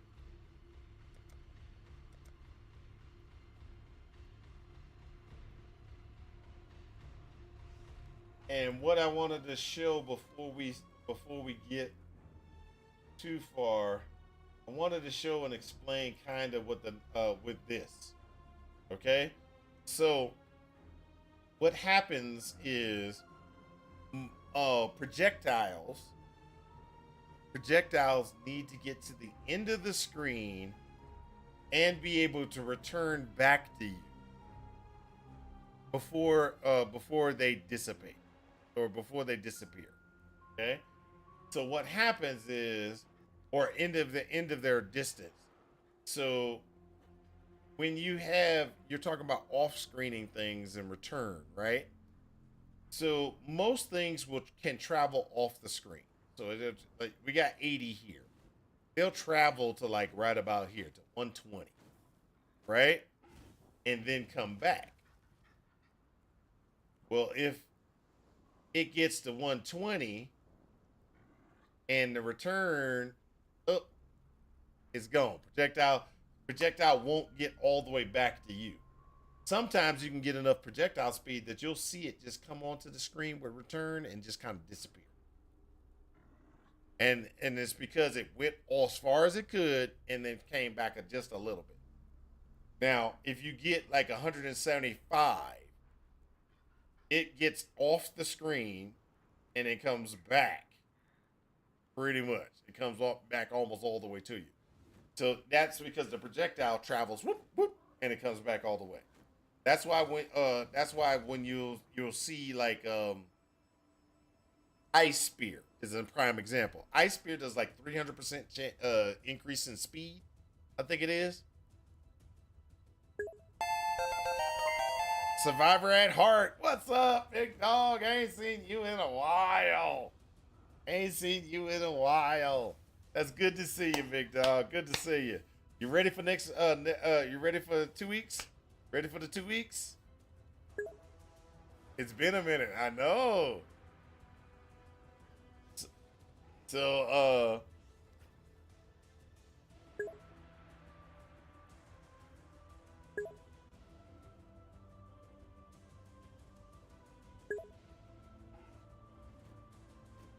on the yeah, there's no real information for it. It's 2 week. Okay, so next week Thursday, I think it's Thursday. Next week Thursday will be the live stream video. Okay, so then it's the live stream video, and then 7 days later, no, 8 days later. Yeah, 8 days later, they release. You're gonna go in blind? Oh, you're not even gonna watch the video next week? That's okay. So how many people are gonna watch the video next week? They're gonna. I'm gonna try to get off work early enough that I can be home and stream it. I'm gonna ask my boss if I can get the time to come in and stream it, and we can do live reaction together.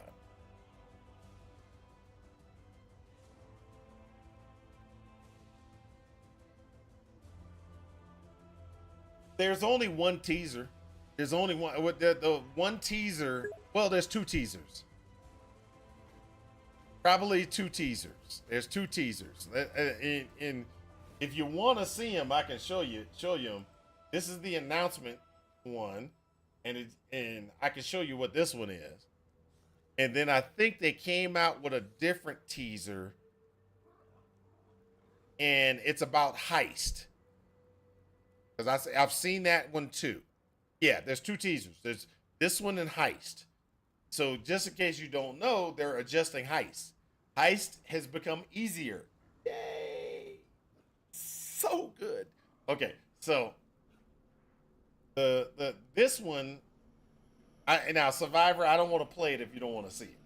If you don't want to see it, I won't play it. But this one just kind of gives you the name of what it is. Keeper of the Flames. You just want to just drop in and say hi. Don't worry, I won't show it to you. So it's the Keeper of the Flames. That's the name of this the next expansion. Keeper of the Flames or something like that. And then the only thing I know is that in Heist, what they're going to be doing is they're going to be your minions that are in Heist are going to be max level automatically. So you don't have to be like, I got to do all these low level these low level heists just to try to get their levels up.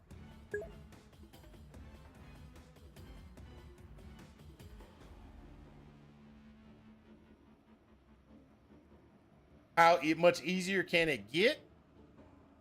You don't have to level your guy anymore.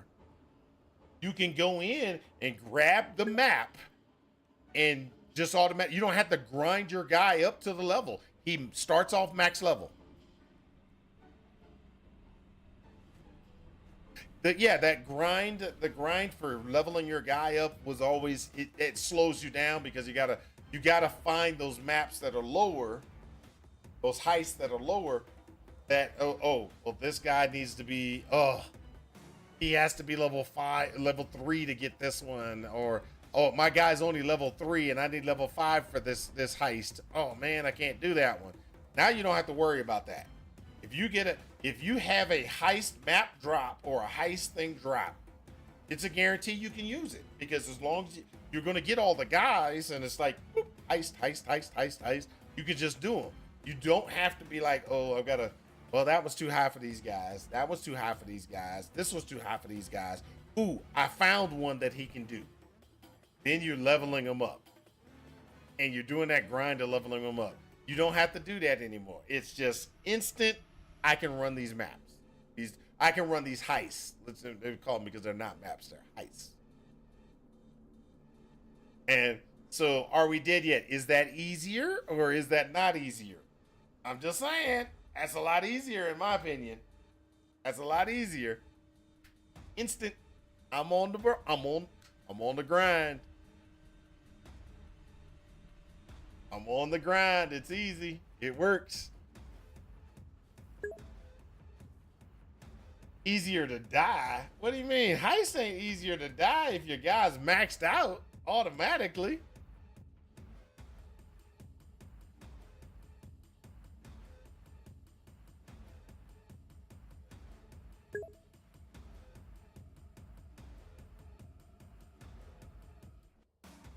If I get too excited and look at everything, that's true. I can understand that. See you in a couple of weeks. Hey, no problem, man. No problem. It's good to see you.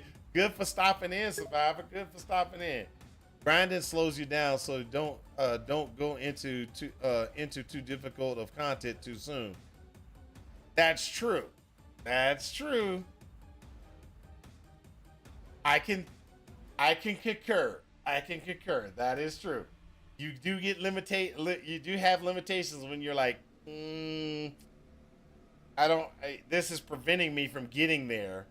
I'm going to go ahead and try to get that taken care of. So yeah, I can see that. I jump into blueprints and rip like a clown. Yeah. Hey, you gotta stream it so I can see that. I just want to see it. You can. Oh, he died. All right. So, as it stands,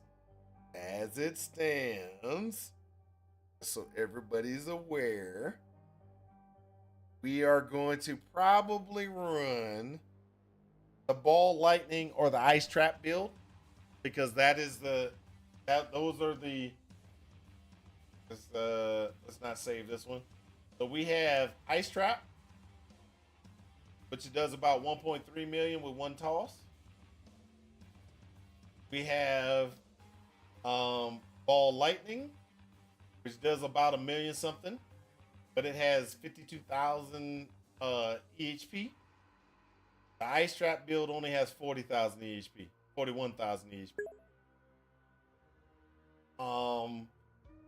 The Blade Vortex one that I've been looking is 42,000 for the Blade Vortex.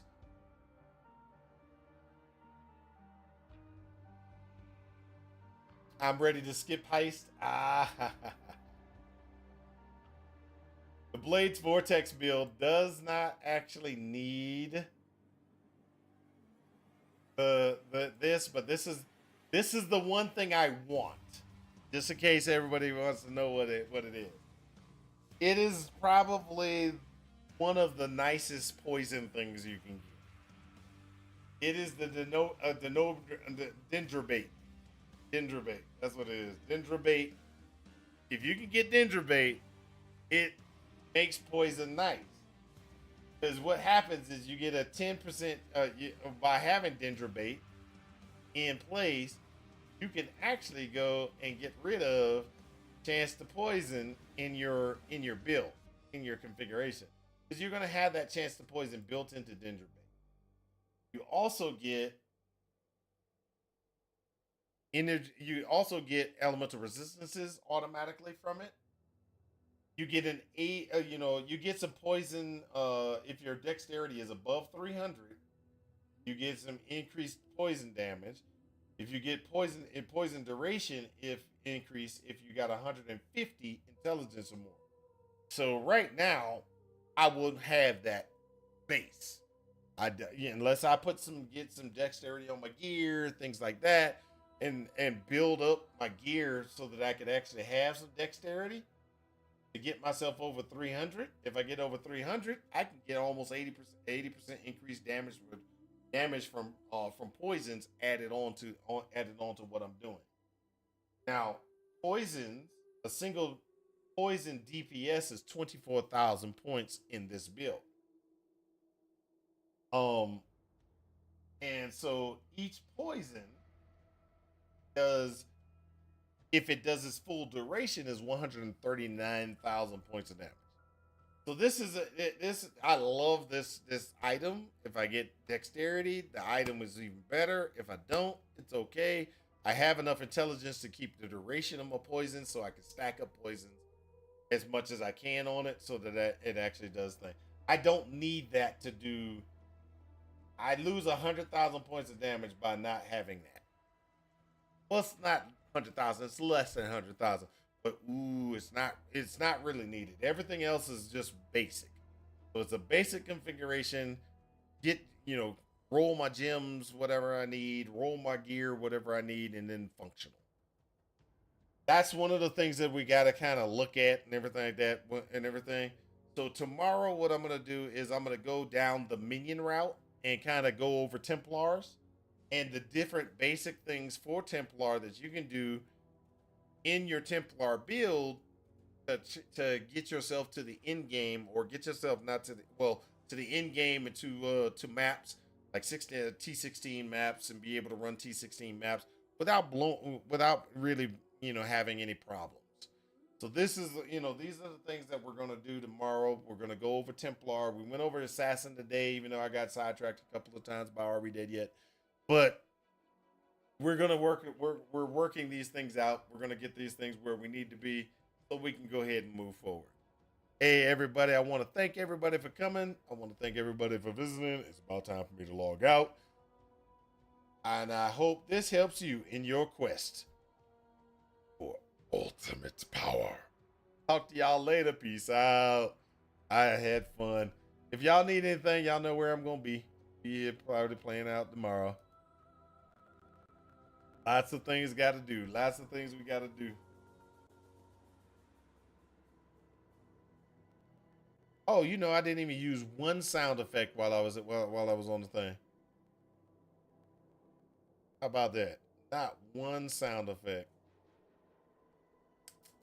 Y'all got to remind me to start using my sound effects. Go!